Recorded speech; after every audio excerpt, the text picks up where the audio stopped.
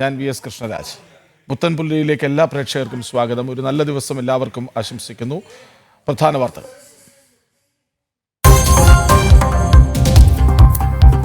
യുദ്ധത്തിൽ നേരിട്ട് ഭാഗമാകാൻ അമേരിക്ക, 2 ആഴ്ചയ്ക്കുള്ളിൽ തീരുമാനം. ഫ്രാൻസ്, ജർമ്മനി, ബ്രിട്ടൻ രാജ്യങ്ങളുമായി ചർച്ചയ്ക്ക് ഇറാന്റെ ആണവ സംവിധാനങ്ങൾ മുഴുവൻ തകർക്കുമെന്ന് ഇസ്രയേൽ.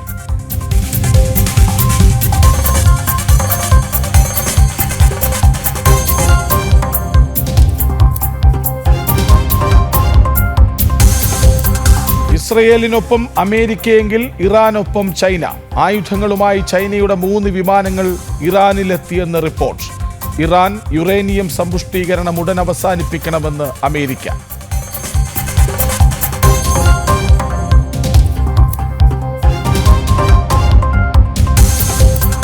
നിലമ്പൂരിൽ 74.35% പോളിംഗ്.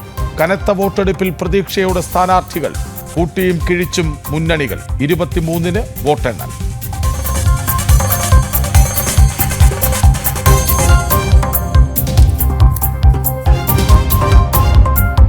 സർക്കാരിനെതിരെ നിലപാട് കടുപ്പിച്ച് രാജ്ഭവൻ. ഭാരതാംബ ഏകതയുടെ പ്രതീകമെന്നാവർത്തിച്ച് ഗവർണർ. രാജ്ഭവനിൽ ചിത്രം ഉപയോഗിക്കുന്നത് തുടരും. പ്രതിഷേധങ്ങളെ അവഗണിക്കാനും തീരുമാനം.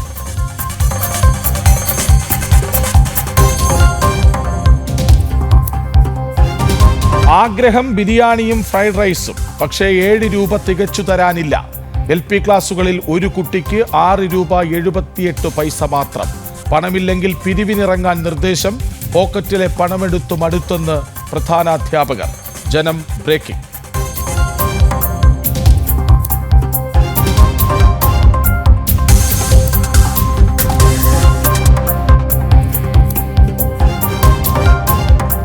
വീണ്ടും കടമെടുക്കാൻ സംസ്ഥാന സർക്കാർ. 2000 കോടിയുടെ കടപ്പത്ര ലേലം ജൂൺ 24-ന്. ആകെ കടമെടുപ്പ് 12,000 കോടിയിലേക്ക്.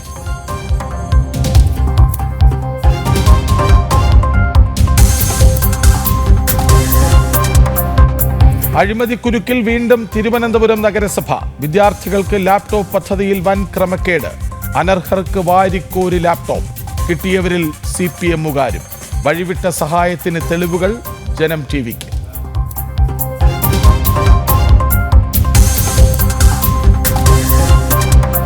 ഇന്ത്യ ഇംഗ്ലണ്ട് ടെസ്റ്റ് പരമ്പരയ്ക്ക് ഇന്ന് തുടക്കം. ആദ്യ മത്സരം ലീഡ്സിൽ ഉച്ചകഴിഞ്ഞ് 3:30 മുതൽ. കരുൺ നായരുടെ പരിക്ക് ഗുരുതരമല്ലെന്ന് സൂചന.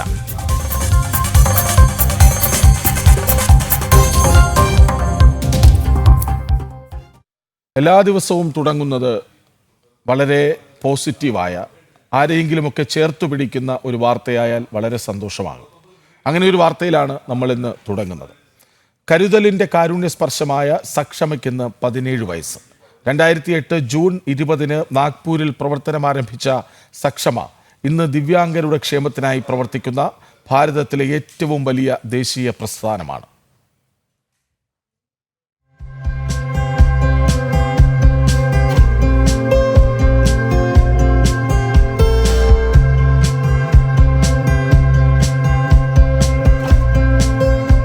ആയിരത്തി 1997 കാഴ്ച പരിമിതിക്കുള്ളവർക്കായി ബംഗാളിൽ ആരംഭിച്ച അഖില ഭാരതീയ ദൃഷ്ടിഹീൻ കല്യാൺ സംഘ് എന്ന പ്രസ്ഥാനം 2008 സക്ഷം ഭാരത് എന്ന പേരിൽ നാഗ്പൂരിൽ പ്രവർത്തനം ആരംഭിച്ചു.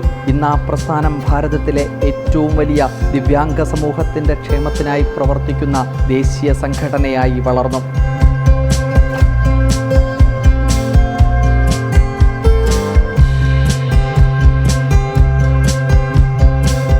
ദിവ്യാംഗ സമൂഹത്തെ ചേർത്ത് പിടിക്കുക എന്ന സംഘദർശനമാണ് സക്ഷമയെ പ്രവർത്തന സജ്ജമാക്കുന്നത്. ക്ഷേമത്തിലും ആരോഗ്യത്തിലും തൊഴിലിലും വിദ്യാഭ്യാസത്തിലും തുടങ്ങി എല്ലാ മേഖലയിലും കരുത്തും കരുതലും പകർന്നു നൽകുന്ന കാരുണ്യ സ്പർശമായി സക്ഷമ. 14 ജില്ലകളിലും സക്ഷമയുടെ യൂണിറ്റ് പ്രവർത്തിക്കുന്നുണ്ട് സംസ്ഥാന കമ്മിറ്റിയുടെ കീഴിൽ. കൂടാതെ മിക്കവാറും എല്ലാ താലൂക്കുകളിലും കമ്മിറ്റികൾ പ്രവർത്തിക്കുന്നുണ്ട്, താലൂക്ക് തലത്തിലുള്ള കമ്മിറ്റികൾ. കണ്ണൂർ സ്വാസ്ഥ്യ തെറാപ്പി സെൻറ്റർ നടക്കുന്നുണ്ട് കണ്ണൂർ ജില്ലയിൽ.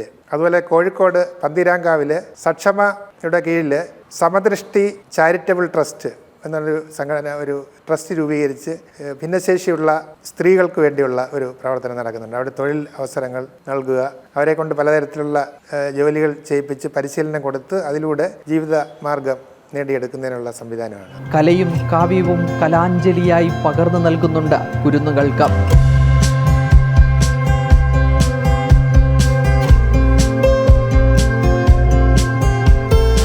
എല്ലാ അക്ഷരത്തിലും അർത്ഥമുണ്ട്, എല്ലാ വേരിലും ഔഷധമുണ്ട്, എല്ലാ മനുഷ്യരിലും ഗുണങ്ങളുണ്ടെന്ന ഋഷിവാക്യം പോലെ സമദൃഷ്ടി ക്ഷമതാ വികാസ് മണ്ഡൽ പ്രതീക്ഷയോടെ കൂടെയുണ്ട്. അഖിൽ പാലോട്ടുമഠം, ജനം, തിരുവനന്തപുരം. നല്ല മനസ്സോടെ ദിവ്യാംഗരെ ഭിന്നശേഷിക്കാരെയൊക്കെ ചേർത്ത് പിടിക്കുകയാണ് സക്ഷമ. നമ്മളിനി ഇറാനിലേക്കും ഇസ്രയേലിലേക്കും പോകുന്നു. അശാന്തം പശ്ചിമേഷ്യ.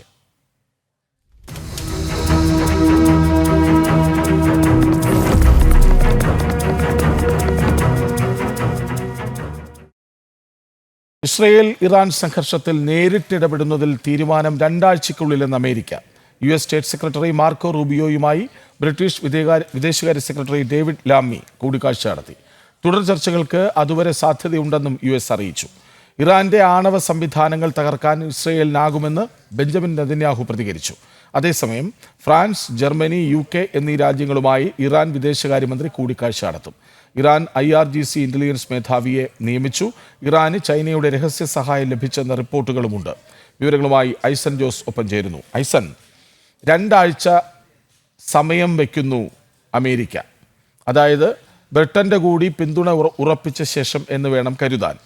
ഈ 2 ആഴ്ചയ്ക്കുള്ളിൽ എല്ലാ സമാധാന ശ്രമങ്ങൾക്കും ഞങ്ങൾ തയ്യാറെന്ന സൂചനയോ അമേരിക്ക തൽക്കാലം മുന്നോട്ട് വയ്ക്കുന്നത്? കൃഷ്ണരാജ്, അമേരിക്ക ഇപ്പോൾ മുന്നോട്ട് വെച്ചിരിക്കുന്ന നിർദ്ദേശം 2 ആഴ്ചയ്ക്കുള്ളിൽ ഇസ്രയേലുമായി ചേർന്ന് ഇറാനെ ആക്രമിക്കുന്നത് സംബന്ധിച്ചുള്ളൊരു അന്തിമ തീരുമാനമെടുക്കുന്നതിനുള്ള നിലപാടാണ്. അതായത് ഇറാനെ ആക്രമിക്കുക, ഇസ്രയേലിന്റെ ഒപ്പം നിന്ന് എന്ന ഒരു നീക്കത്തിന് അന്തിമ തീരുമാനമെടുക്കുന്ന കാര്യത്തിലാണ് ഈ വിശദീകരണം ഉണ്ടായിരിക്കുന്നത്. എന്നാൽ ഇസ്രയേലിന്റെ ഇറാനെതിരായ ശക്തമായ ആക്രമണത്തെ തടയുന്നതിനോ അല്ലെങ്കിൽ അതിനെ വേണ്ടെന്ന് നിർബന്ധിച്ച് വേണ്ട എന്ന ഒരു നിലപാടിലേക്ക് ഇസ്രയേലിനെ എത്തിക്കുന്നതിനോ ഉള്ള നീക്കങ്ങൾ നടത്തില്ല എന്ന് തന്നെയാണ് മനസ്സിലാക്കാൻ സാധിക്കുന്നത്. പക്ഷേ മുന്നോട്ട് വയ്ക്കുന്ന ആവശ്യം ഇസ്രയേലിന്റെ ആക്രമണം തുടരുന്ന ഒരു പശ്ചാത്തലത്തിൽ തന്നെ സമാധാന ചർച്ചകൾക്കുള്ള സാധ്യത കൂടി തുറക്കുക, അതായത് ആണവ ആയുധങ്ങൾ ഇല്ലാതാക്കുന്നതിന് വേണ്ടിയുള്ള ചർച്ചകളിലേക്ക് ഇറാനെ നിർബന്ധമായും കൊണ്ടുവരിക എന്നൊരു നീക്കത്തിന്റെ കൂടി ഭാഗമാണ് ഈ 2 ആഴ്ച സമയം അനുവദിച്ചിരിക്കുന്നത്. നേരത്തെ നമുക്കറിയാവുന്നതാണ്, ഇറാന്റെ പരമോന്നത നേതാവെന്ന് അവകാശപ്പെടുന്ന അയത്തുള്ള അലി ഖമേനിയെ വധിക്കേണ്ടതില്ല അല്ലെങ്കിൽ കൊലപ്പെടുത്തില്ല എന്ന നിലപാട് അമേരിക്ക സ്വീകരിച്ചത് അടിസ്ഥാനപരമായി ഇത്തരത്തിലൊരു ചർച്ചകൾക്കുള്ള സാധ്യത തുറക്കുന്നതിന് വേണ്ടിയാണ്. അത്തരത്തിലുള്ള ചർച്ചകൾക്കുള്ള സാധ്യത തുറക്കുന്നതിന് വേണ്ടി ഒരു സമയപരിധി 2 ആഴ്ച നൽകിയിരിക്കുന്നു എന്നാണ് ഇതിൽ നിന്നും മനസ്സിലാക്കാൻ സാധിക്കുന്നത്. ഇസ്രയേലിന്റെ സൈനിക നടപടി ഇറാന്റെ ആണവായുധങ്ങൾ തകർക്കുന്നതിനുള്ള സൈനിക നടപടിയിൽ നിന്നും പിന്മാറുന്നത് സംബന്ധിച്ച വിഷയമല്ല ഇക്കാര്യത്തിൽ ചർച്ച ചെയ്യുന്നത് എങ്കിൽ കൂടി ഈ സംഭവം ഏത് രീതിയിലാണോ അമേരിക്കയുടെ ഇടപെടൽ വേണ്ടതെന്ന് സംബന്ധിച്ച് ഒരു അന്തിമ തീരുമാനം എടുക്കുന്നതിനുള്ള ഒരു സമയമാണ് 14 ദിവസം നൽകിയിരിക്കുന്നത്. സ്വാഭാവികമായും നമുക്കറിയാവുന്നതാണ്, ഡീഗോ ഗാർഷ്യ ഉൾപ്പെടെയുള്ള ദ്വീപുകൾ, ഇന്ത്യൻ മഹാസമുദ്രത്തിലെ ഡീഗോ ഗാർഷ്യ ദ്വീപിൽ നിന്നും ഉൾപ്പെടെ അതിശക്തമായ സൈനിക സന്നാഹം ഇറാനെതിരെ ഒരുങ്ങുന്നുമുണ്ട്. അതിന് സമാന്തരമായി ഈ സംവിധാനങ്ങളെല്ലാം തന്നെ ഒരുങ്ങുന്നൊരു പശ്ചാത്തലത്തിൽ ഇറാൻ ആണവായുധം നിർമ്മിക്കുന്നതിനുള്ള യുറേനിയം സമ്പുഷ്ടീകരണത്തിൽ നിന്നും പിന്മാറുകയാണെങ്കിൽ തീർച്ചയായും ഈ പ്രശ്നം പരിഹരിക്കപ്പെടാനുള്ള ഒരു അവസരം തുറന്നിരിക്കുന്നു. എന്നാൽ ഇസ്രായേലിന്റെ ആക്രമണത്തെ തടയാൻ തയ്യാറാകുന്ന ഒരു നിലപാടുകളൊന്നും തന്നെ അമേരിക്കയുടെ ഭാഗത്തു നിന്ന് ഉണ്ടായിട്ടുമില്ല. മാത്രമല്ല, ഇസ്രായേൽ ആക്രമണം അതിശക്തമായി തുടരുകയുമാണ്.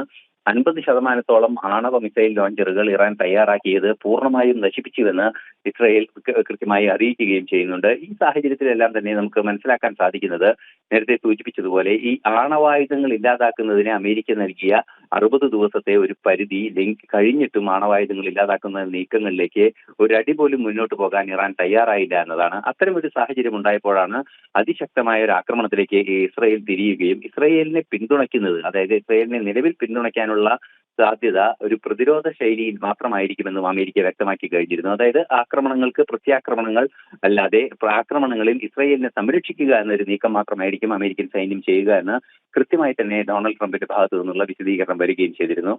ഐസൻ, അപ്പോഴും ഇറാന്റെ ആണവ സംവിധാനങ്ങൾ തകർക്കുമെന്ന് ആവർത്തിക്കുകയാണ് ഇസ്രായേൽ. അതായത്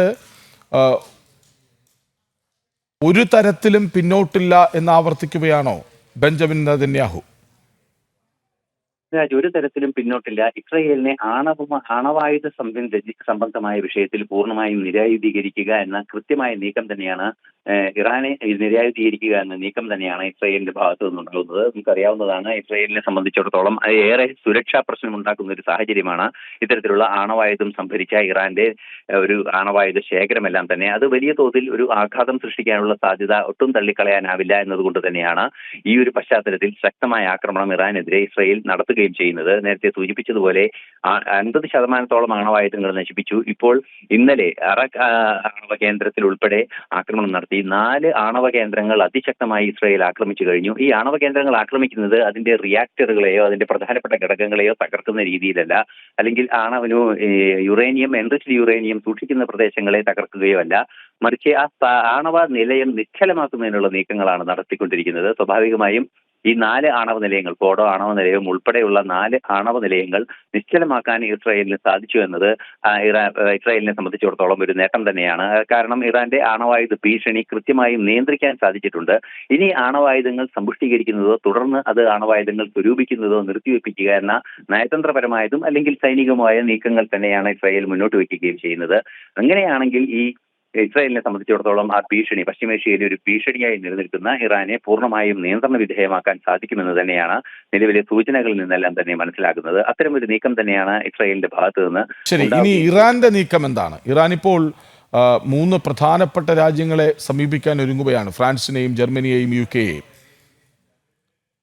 പക്ഷേ ഇത് ഇറാന്റെ നീക്കമല്ല, മറിച്ച് അത് ഫ്രാൻസും ജർമ്മനിയും UK-യും ചേർന്നുള്ള ഈ 3 രാജ്യങ്ങൾ എന്നറിയപ്പെടുന്ന, യൂറോപ്യൻ 3 എന്നറിയപ്പെടുന്ന ഈ 3 രാജ്യങ്ങളും ചേർന്ന് ഇസ്രയേലിന് ഒരു നിർദ്ദേശം നൽകിയിരുന്നു. അതായത് അമേരിക്കയുടെ നിർദ്ദേശം പോലെ, അല്ലെങ്കിൽ ഇറാൻ ഒരു നിർദ്ദേശം നൽകിയിരുന്നു. അമേരിക്ക നൽകിയതുപോലെ ആണവായുധങ്ങൾ നിർമ്മിക്കുന്നത് പൂർണ്ണമായും നിർത്തിവെക്കണമെന്നൊരു നിർദ്ദേശമാണ് നൽകിയത്.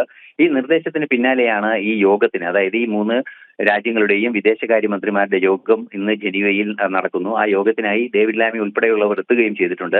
ഡേവിഡ് ലാമിയുടെ മയമായുള്ള മാർക്കോ റൂബിയോയുടെ കൂടിക്കാഴ്ചയ്ക്ക് ശേഷമാണ് ഇത്തരമൊരു നിലപാട് വൈറ്റ് ഹൗസിന്റെ ഭാഗത്തുനിന്ന്, അതായത് 2 ആഴ്ചയ്ക്കുള്ളിൽ തീരുമാനമെടുക്കുമെന്ന നിലപാട് പുറത്തു വരികയും ചെയ്തത്. ഈ 3 രാജ്യങ്ങളുമായി ഇസ്രായേൽ വിദേശകാര്യമന്ത്രി ഇറാൻ വിദേശകാര്യമന്ത്രി അബ്ബാസ് അറാക്ചി നടത്തുന്ന ചർച്ചകളാണ് ഇനി നിർണായകമെന്നതാണ് ഏറ്റവും പ്രാധാന്യം. തീർച്ചയായും നമുക്കറിയാവുന്നതാണ്, ഡേവിഡ് ലാമിയുമായുള്ള ചർച്ചയ്ക്ക് ശേഷം മാർക്കോ റൂബിയോ ഇടപെട്ട് 2 ആഴ്ച സമയം നൽകുന്ന ഒരു നിലപാട് വൈറ്റ് ഹൗസിൽ നിന്നും ഔദ്യോഗികമായി അറിയിക്കുകയും ഇന്ന് യോഗം ചേരുകയും ചെയ്യുകയാണ്. ഇത്തരത്തിൽ ഈ യോഗം ചേരുന്നതോടുകൂടി അടുത്ത നടപടികളിലേക്ക്, അതായത് ഇറാൻ ആണവായുധങ്ങൾ അല്ലെങ്കിൽ യുറേനിയം സമ്പുഷ്ടീകരണം നിർത്തിവെക്കാമെന്നൊരു വാഗ്ദാനം ഈ വിദേശകാര്യമന്ത്രിമാരുടെ യോഗത്തിൽ നടത്തുകയാണെങ്കിൽ തീർച്ചയായും തുടർ ചർച്ചകളിലേക്ക് നീങ്ങാനും വെടിനിർത്തലിനുള്ള സാധ്യതയും ഉൾപ്പെടെ ഉണ്ടാകുമെന്നതാണ് മനസ്സിലാക്കാൻ സാധിക്കുന്നത്. അതുകൊണ്ട് തന്നെ നിർണായകമാണ് ഇന്നത്തെ കൂടിക്കാഴ്ച. നേരത്തെ സൂചിപ്പിച്ചതുപോലെ ഇറാനെ സംബന്ധിച്ചിടത്തോളം ഇതൊരു അവസരം കൂടിയാണ്. നേരത്തെ പറഞ്ഞതുപോലെ 2 ആഴ്ചയ്ക്കുള്ളിൽ പ്രശ്നം പരിഹരിക്കാൻ ഒരു അവസരമായി കണക്കാക്കണമെന്ന് അമേരിക്ക പറയുന്നു. ആ അവസരത്തിനുള്ള സംവിധാനങ്ങൾ യൂറോപ്യൻ 3 രാജ്യങ്ങൾ ഒരുക്കുന്നു. ആ ഒരുക്കുന്ന സംവിധാനങ്ങളിൽ ചർച്ചയ്ക്കായി ഇറാന്റെ ഭാഗത്തു നിന്നും നീക്കങ്ങൾ ഉണ്ടാകുന്നു. ഇറാന്റെ വിദേശകാര്യമന്ത്രി ചർച്ചയ്ക്കായി ജനീവയിലെത്തുമെന്ന് കൃത്യമായ റിപ്പോർട്ടുകൾ പുറത്തുവരുന്നു. അല്പസമയത്തിനകം അദ്ദേഹം അവിടെ എത്തുകയും ചെയ്യും. മണിക്കൂറുകൾക്കകം ജനീവയിലെത്തി തുടർ ചർച്ചകൾ ആരംഭിക്കുകയും ചെയ്യും. അല്ലെങ്കിൽ ചില റിപ്പോർട്ടുകളെല്ലാം തന്നെ അവിടെ എത്താറായി എന്ന വിവരങ്ങളൊക്കെ വരികയും ചെയ്യുന്നുണ്ട്. അത്തരത്തിലൊരു തീരുമാനം ഉണ്ടായി കഴിഞ്ഞാൽ തീർച്ചയായും ഈ ആണവ സംവിധാനങ്ങളെയെല്ലാം തന്നെ പൂർണ്ണമായും നിയന്ത്രണ വിധേയമാക്കാനുള്ള ഒരു ധാരണയിലേക്ക് പ്രാഥമികമായി വിദേശകാര്യമന്ത്രിമാരുടെ തല ചർച്ചയിൽ ഉണ്ടാവുകയാണെങ്കിൽ തീർച്ചയായും യൂറോപ്യൻ യൂണിയൻ രാജ്യങ്ങളെയും അത് ബോധ്യപ്പെടുത്താൻ ഈ 3 യൂറോപ്യൻ രാജ്യങ്ങൾക്ക് സാധ്യമാവുകയും ചെയ്യും. അതുപോലെ തന്നെ ഐസൻ, ഒരു കാര്യം കൂടി, കഴിഞ്ഞ ദിവസം രാത്രി ഐസൻ തന്നെയാണ് ഈ വാർത്ത റിപ്പോർട്ട് ചെയ്തത്. ഇറാനെ ചൈന സഹായിക്കുമെന്നു എന്ന സൂചന, അതായത് 3 വിമാനങ്ങളിലായി ആയുധങ്ങൾ ഇറാനിൽ എത്തിച്ചോ എന്ന സംശയം, സൂചനകൾ ബാക്കിയാണ്. തീർച്ചയായും കൃഷ്ണരാജ്, 3 വിമാനങ്ങൾ ഇറാനിലേക്ക് പറന്നു എന്നത് കൃത്യമായി റഡാർ സംവിധാനങ്ങളിലെ ഡാറ്റകൾ ഉപയോഗപ്പെടുത്തി വിശകലനങ്ങൾ നടത്തുന്ന ഇന്റലിജൻസ് ഏജൻസികൾ കൃത്യമായി പറയുന്നുണ്ട്. അതായത് 3 വിമാനങ്ങൾ ശനി, ഞായർ, തിങ്കൾ ദിവസങ്ങളിൽ ഒറ്റയ്ക്കൊറ്റയ്ക്കായി പറക്കുകയും അത് ബോയിങ് 747 കാർഗോ വിമാനങ്ങളായിരുന്നു. പടുകൂറ്റൻ വിമാനങ്ങളിൽ വലിയ തോതിൽ ആയുധങ്ങൾ ശേഖരിക്കാനാകും. അത്തരത്തിലുള്ള 3 വിമാനങ്ങൾ കൃത്യമായ റൂട്ട് ഈ ഇറാനിലേക്ക് ഉണ്ടാകുകയും നേരത്തെ അത് ചൈനയിൽ നിന്ന് പുറപ്പെടുമ്പോൾ അതിന്റെ ഡെസ്റ്റിനേഷൻ ലക്സംബർഗ് എന്ന് കാണിക്കുക, യൂറോപ്യൻ രാജ്യമായ ലക്സംബർഗ് എന്ന് കാണിക്കുകയും അതിനുശേഷം യൂറോപ്പിന്റെ അതിർത്തിയിൽ പോലും സ്പർശിക്കാതെ കസാക്കിസ്ഥാനും വഴിയൊക്കെ കൃത്യമായി ഇറാന്റെ മുകളിലെത്തിയ വിമാനം പിന്നീട് റഡാറിൽ നിന്ന് അപ്രത്യക്ഷമായി എന്നതാണ് ഏറ്റവും പ്രധാനപ്പെട്ട ഒരു കാര്യം. സിവിൽ ഏവിയേഷൻ റഡാറുകളിൽ നിന്നും അപ്രത്യക്ഷമായ ഈ വിമാനം ഇറാനിൽ ഇറങ്ങി എന്ന് തന്നെയാണ് മനസ്സിലാക്കാൻ സാധിക്കുന്നത്. അങ്ങനെ 3 ദിവസം കൺസിക്യൂട്ടീവായി 3 ദിവസം തുടർച്ചയായി വിമാനങ്ങൾ കൃത്യമായി അവിടെ എത്തുകയും അതിനുശേഷം ഇത്തരത്തിൽ വലിയ ആയുധങ്ങളോ അല്ലെങ്കിൽ എന്താണ് വിതരണം ചെയ്തതെന്ന് സംബന്ധിച്ച് വിശദീകരണമില്ലെങ്കിലും ആയുധങ്ങളായിരിക്കണമെന്നാണ് അന്താരാഷ്ട്ര നിരീക്ഷകരെല്ലാം തന്നെ ചൂണ്ടിക്കാണിക്കുകയും ചെയ്യുന്നത്. മറ്റൊരു പ്രധാന ഘടകവും അതിന് മുന്നോടിയായി നടന്നിരുന്നു. നമുക്കറിയാവുന്നതാണ്, റഷ്യയുടെ ഇടപെടൽ ഇക്കാര്യത്തിൽ വേണ്ടതില്ല എന്ന് അമേരിക്ക പറഞ്ഞതിന് തൊട്ടു പിന്നാലെ, അത് ഇന്നലെ രാവിലെ അമേരിക്കയുടെ ഈ നിലപാട്, ഇന്ത്യൻ സമയം ഇന്നലെ രാവിലെ ഈ നിലപാട് പുറത്തു വരികയും അതേ ദിവസം തന്നെ മണിക്കൂറുകൾക്കകം റഷ്യൻ പ്രസിഡന്റ് വ്ളാഡിമിർ പുടിനും ഷീ ജിൻപിങ്ങും ചൈനീസ് പ്രസിഡന്റുമായി ചർച്ചകൾ നടത്തുകയും ചെയ്തിരുന്നു. ടെലിഫോണിൽ ചർച്ചകൾ നടത്തിയ 1 മണിക്കൂറിലേറെ ചർച്ചകൾ നീണ്ടു എന്നാണ് നമുക്ക് ലഭ്യമാകുന്ന വിവരങ്ങൾ. അത്തരത്തിലുള്ള സുദീർഘമായ ചർച്ചകളിൽ അടിസ്ഥാനപരമായി ഉൾപ്പെട്ടത് ഇറാൻ വിഷയം തന്നെയാണ്, അല്ലെങ്കിൽ ഇറാൻ ഇസ്രായേൽ സംഘർഷം തന്നെയാണ് എന്ന് മനസ്സിലാക്കാൻ സാധിക്കുന്നുണ്ട്.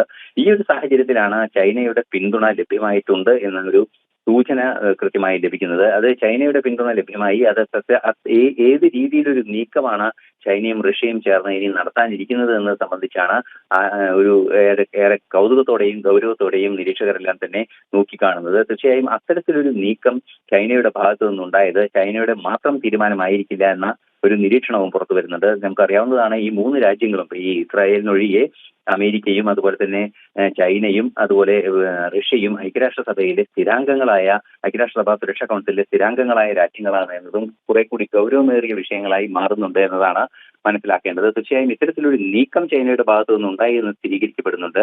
അത് ആയുധങ്ങളോ യുദ്ധോപകരണങ്ങളോ തന്നെ ആയിരിക്കാം എന്നും. ഇസ്രായേൽ ഇറാൻ സംഘർഷം യുദ്ധമെന്ന് തന്നെ വിളിക്കാം. അത് 8 ദിവസമാവുകയാണ്. ഇറാനിൽ ബോംബ് വർഷം ഇസ്രായേൽ തുടരെ നടത്തുന്നുണ്ട്. മറുവശത്ത് പല നീക്കങ്ങൾ നടത്തുന്നു. 2 ആഴ്ചയ്ക്കുള്ളിൽ തീരുമാനമെടുക്കും ഈ യുദ്ധത്തിൻ്റെ ഭാഗമാകണോ എന്ന് അമേരിക്ക പറയുന്നു. അതേസമയത്ത് ഇറാന് ആയുധങ്ങൾ എത്തിക്കുന്നു ചൈന. വിവരങ്ങൾ നൽകുകയായിരുന്നു ഐസൻ ജോസ്. ദേശീയ വിദ്യാഭ്യാസ നിലവാരക്കണക്കിൽ പിന്നിലായി കേരളം. നമ്മളെല്ലാത്തിലും 1-ാം നമ്പറാണെന്നാണ് സർക്കാർ അവകാശപ്പെടുന്നത്. മികവിൻ്റെ കേന്ദ്രങ്ങളായി വിദ്യാലയങ്ങളെ മാറ്റും എന്നവകാശപ്പെട്ട കേരളത്തിൻ്റെ സ്ഥാനം രാജ്യത്ത് 14ാമതാണ്. വിദ്യാഭ്യാസ മേഖലയിൽ നടക്കാവ് മാതൃക ഉൾപ്പെടെ വമ്പൻ പദ്ധതികൾ നടപ്പാക്കിയ കോഴിക്കോട് ജില്ല വിദ്യാഭ്യാസ നിലവാര പട്ടികയിൽ ഏറ്റവും പിന്നിലാണ്. വിദ്യാലയങ്ങൾക്കായി കോടികൾ ചെലവഴിക്കുന്നുവെന്ന് ഇടതു സർക്കാർ അവകാശപ്പെടുമ്പോഴാണ് നിലവാര തകർച്ചയിൽ കേരളം പിന്നിലായത്. ഈ ബ്രേക്കിംഗ് വാർത്തയുടെ വിവരങ്ങളുമായി എസ് ശാലിനിയൊപ്പം ചേരുന്നു. ശാലിനി, നേരത്തെ പറഞ്ഞ വരി ഒന്നുകൂടി ആവർത്തിക്കട്ടെ. നമ്പർ 1 കേരളം, അതാണല്ലോ എപ്പോഴും കേൾക്കാറുള്ളത്. നമ്മൾ 10ാം തരത്തിൽ പരീക്ഷ അവസാനിച്ച് റിസൾട്ട് വരുമ്പോൾ 99.98, ഈ പേരെഴുതാൻ അറിയാത്തവരോ നമ്പർ മാറിപ്പോയവരോ ഒക്കെ, അല്ലെങ്കിൽ പരീക്ഷയ്ക്ക് വരാത്തവരോ ഒക്കെ തോൽക്കുന്നത് കൊണ്ടാകാം ഒരുപക്ഷെ അങ്ങനെയായി പോകുന്നത്. എല്ലാവരെയും വിജയിപ്പിക്കണമെന്നാണ് സർക്കാരിന് ആഗ്രഹം. ദേശീയ വിദ്യാഭ്യാസ നിലവാരക്കണക്ക് വരുമ്പോൾ നമ്മൾ വളരെ പിന്നിലാണ്, 14ാമതാണ്.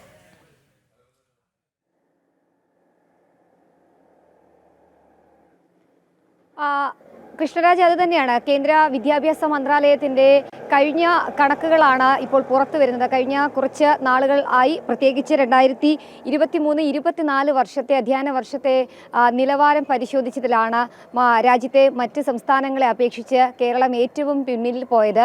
കൃഷ്ണരാജ് സൂചിപ്പിച്ചതുപോലെ തന്നെയാണ് എല്ലാ മേഖലയിലും, അത് ആരോഗ്യ മേഖല ആയിക്കോട്ടെ, വിദ്യാഭ്യാസ മേഖലയായിക്കോട്ടെ, അങ്ങനെ ഏത് മേഖല എടുത്താലും ആ രംഗത്തെല്ലാം 1ാമതാണ് എന്ന് അവകാശപ്പെടുന്ന വിദ്യാഭ്യാസ വകുപ്പ്, ഒപ്പം തന്നെ സർക്കാർ ആ അവകാശവാദങ്ങളെ തള്ളുന്നതാണ് കേന്ദ്ര വിദ്യാഭ്യാസ മന്ത്രാലയത്തിൻ്റെ കണക്കുകൾ എന്നുള്ളതാണ് ഏറ്റവും ശ്രദ്ധേയമായിട്ടുള്ള കാര്യം. ഈ രാജ്യത്തെ തന്നെ വിദ്യാഭ്യാസ നിലവാരം, ഓരോ സംസ്ഥാനങ്ങളുടെയും വിദ്യാഭ്യാസ നിലവാരം വിവിധ രീതിയിൽ പരിശോധിക്കുകയുണ്ടായി. ആ പരിശോധിച്ച കൂട്ടത്തിലാണ് എല്ലാ അർത്ഥത്തിലും ഏറ്റവും പിന്നിലാണ് സംസ്ഥാനം എന്നുള്ള ഞെട്ടിപ്പിക്കുന്ന കണക്കുകൾ ഇപ്പോൾ പുറത്തു വരുന്നത്. കഴിഞ്ഞ കുറച്ച് ദിവസങ്ങൾ അല്ലെ മാസങ്ങളെ ആയിട്ടുള്ളൂ +1 +2 ഒപ്പം തന്നെ 10ാം ക്ലാസ് പഠന നിലവാരവും ഒപ്പം തന്നെ പരീക്ഷാ ഫലവും ഒക്കെ വന്നത്.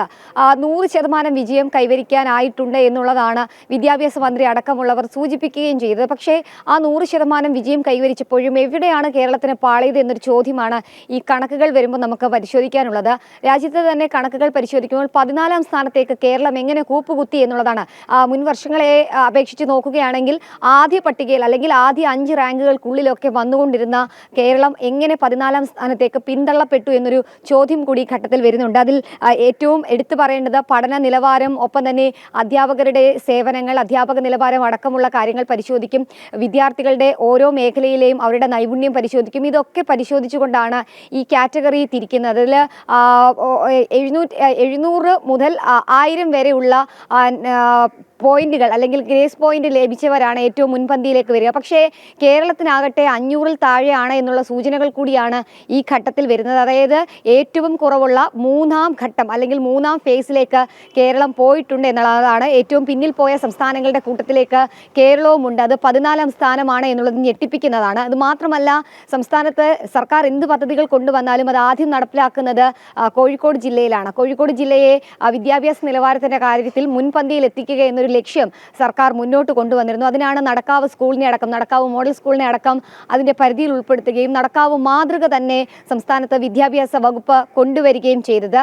ഉന്നത നിലവാരത്തിലുള്ള ക്ലാസ് റൂമുകൾ, ഒപ്പം തന്നെ അധ്യാപക പരിശീലനങ്ങൾ നൽകുക, വിദ്യാർത്ഥികളുടെ നിലവാരം മെച്ചപ്പെടുത്താനുള്ള മറ്റ് ആക്ടിവിറ്റീസ് കൊണ്ടുവരിക. പക്ഷേ ആ നടക്കാവ് മാതൃക പോലും ഫലം കണ്ടില്ല എന്നുള്ളതാണ് ഈ കണക്കുകളിൽ നിന്ന് നമുക്ക് മനസ്സിലാക്കാൻ സാധിക്കുന്നത്. കോടികളാണ് സംസ്ഥാനത്ത് വിദ്യാഭ്യാസ വകുപ്പിന് ഓരോ വികസനത്തിന്റെ പേരിലും നൽകുന്നത്. ഇപ്പോൾ അച്ചടി ആയിക്കോട്ടെ, ഒപ്പം തന്നെ പാഠപുസ്തക ക്രമീകരണങ്ങളായിക്കോട്ടെ, ഇപ്പോൾ ഏറ്റവും ഒടുവിലായി പാഠപുസ്തകങ്ങൾ വലിയ രീതിയിൽ മാറ്റങ്ങൾ വരുത്തിക്കൊണ്ട് ഇത്തവണ മുതൽ നൽകുകയുണ്ടായി. അതൊക്കെ മാറ്റിയിട്ടും എന്തുകൊണ്ട് വിദ്യാഭ്യാസ നിലവാരത്തിന്റെ കാര്യത്തിൽ രാജ്യത്തെ ഏറ്റവും പിന്നോക്കം പോകുന്നവരുടെ പട്ടികയിലേക്ക് കേരളം എത്തി എന്നുള്ളൊരു ചോദ്യമായി. വിദ്യാഭ്യാസം എന്നത് പരിസരത്തെ അറിഞ്ഞ് സൗഹൃദങ്ങൾ ഉണ്ടാക്കി പാട്ടുപാടി ഒരുമിച്ചിരുന്ന് ചർച്ച ചെയ്ത് അതൊക്കെയാണ് ഇന്നത്തെ വിദ്യാഭ്യാസ രീതി. അതിലൊക്കെ കുട്ടികൾ മികവ് പുലർത്തുന്നുമുണ്ട്.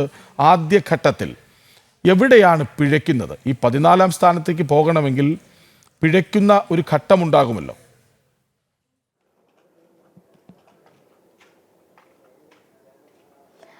തീർച്ചയായും കൃഷ്ണരാജ്, ഇതൊരു ചോദ്യം തന്നെയാണ്. ഒപ്പം കേരളം ചിന്തിക്കേണ്ട ഒരു കാര്യം തന്നെയാണ്. അതിൽ പ്രത്യേകിച്ച് വിദ്യാഭ്യാസ വകുപ്പ് കാര്യമായി തന്നെ പരിശോധന നടത്തേണ്ടതാണ്. ഞാൻ ആദ്യം സൂചിപ്പിച്ചതുപോലെ തന്നെ മുൻ വർഷങ്ങളിലൊക്കെ ഈ കണക്കുകൾ വരുമ്പോൾ എല്ലാ വർഷവും എല്ലാ അധ്യയന വർഷത്തെയും കണക്കുകളും ഒപ്പം തന്നെ ഈ കാര്യങ്ങളും വിശകലനം ചെയ്തുകൊണ്ടാണ് വിദ്യാഭ്യാസ മന്ത്രാലയം ഇത്തരത്തിൽ ഒരു പട്ടിക പുറത്തുവിടുന്നത്.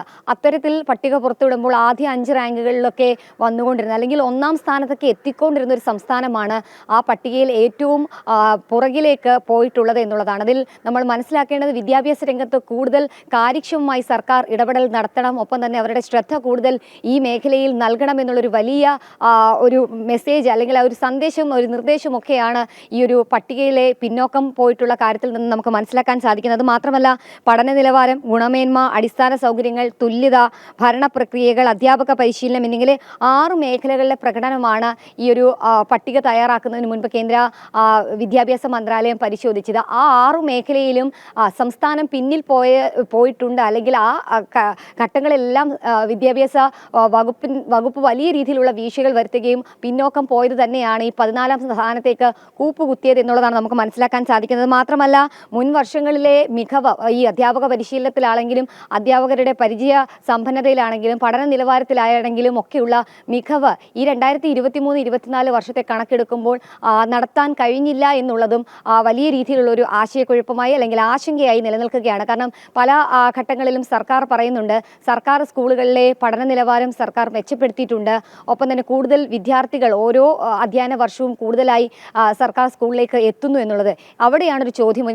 ഇത്തരത്തിൽ പഠന നിലവാരത്തിൽ പിന്നോക്കം നിൽക്കുന്ന സ്കൂളുകളിലേക്ക് എങ്ങനെ കുട്ടികൾ എത്തും? രക്ഷിതാക്കൾ ഏത് തരത്തിലുള്ള വിശ്വാസത്തിൽ വിദ്യാഭ്യാസ മേഖലയിലേക്ക് വിദ്യാർത്ഥികളെ എത്തിക്കും അല്ലെങ്കിൽ പൊതുവിദ്യാഭ്യാസ മേഖലയിലേക്ക് എത്തിക്കും എന്നൊരു ചോദ്യം കൂടി നിലനിൽക്കുന്നുണ്ട്. എന്തായാലും ഇരുത്തി ചിന്തിക്കേണ്ട ഒരു കാര്യം തന്നെയാണ് ഈ കണക്കുകൾ എന്നുള്ളതാണ്. കാരണം ദേശീയ വിദ്യാഭ്യാസ മന്ത്രാലയത്തിൻ്റെയും വിദ്യാഭ്യാസ നിലവാരത്തിൻ്റെയും പട്ടികയിലാണ് ഈ സർക്കാർ, പ്രത്യേകിച്ച് ഇടത് സർക്കാർ ഭരിക്കുന്ന സംസ്ഥാനം ഇത്രയധികം പിന്നോക്കം പോയത്. അത് അവകാശവാദം ഉന്നയിക്കുന്ന ഒരു ഭാഗത്താണ് ഇത്തരത്തിൽ പിന്നോക്കം പോയതെന്നുള്ള ഒരു ചോദ്യമായി നിൽക്കുന്നു. ഒപ്പം തന്നെ പൂർണ്ണമായും വിജയശതമാനം 100% നൽകി വിജയിപ്പിക്കണമെന്ന് തനിക്ക് ആഗ്രഹമുണ്ട് എന്ന് വിദ്യാഭ്യാസ മന്ത്രി തന്നെ പറയുന്ന കേരളത്തിലാണ് ഇത്തരത്തിൽ പഠന നിലവാരത്തിൽ പിന്നോക്കം പോയിട്ടുള്ളത്. ഒപ്പം തന്നെ ഈ 100% വിജയം വേണമോ, ഒപ്പം തന്നെ ഇത്തരത്തിൽ ഓൾ പാസ് നൽകി എല്ലാവരെയും വിജയിപ്പിച്ച് വിടുന്നത് വിജയശതമാനം ഉണ്ടാക്കാനും സംസ്ഥാനം വലിയ സംഭവമാണ് എന്ന് അറിയിക്കുന്നത് മാത്രമാണോ? കുട്ടികളുടെ നിലവാരം കൂടി മെച്ചപ്പെടുത്തേണ്ടേ എന്നൊരു കാര്യം കൂടി ഇരുത്തി ചോദിപ്പിക്കുന്നതാണ് ഈ പട്ടിക എന്നുള്ളതാണ് ഏറ്റവും ശ്രദ്ധേയമായിട്ടുള്ള കാര്യം. കുട്ടികളെ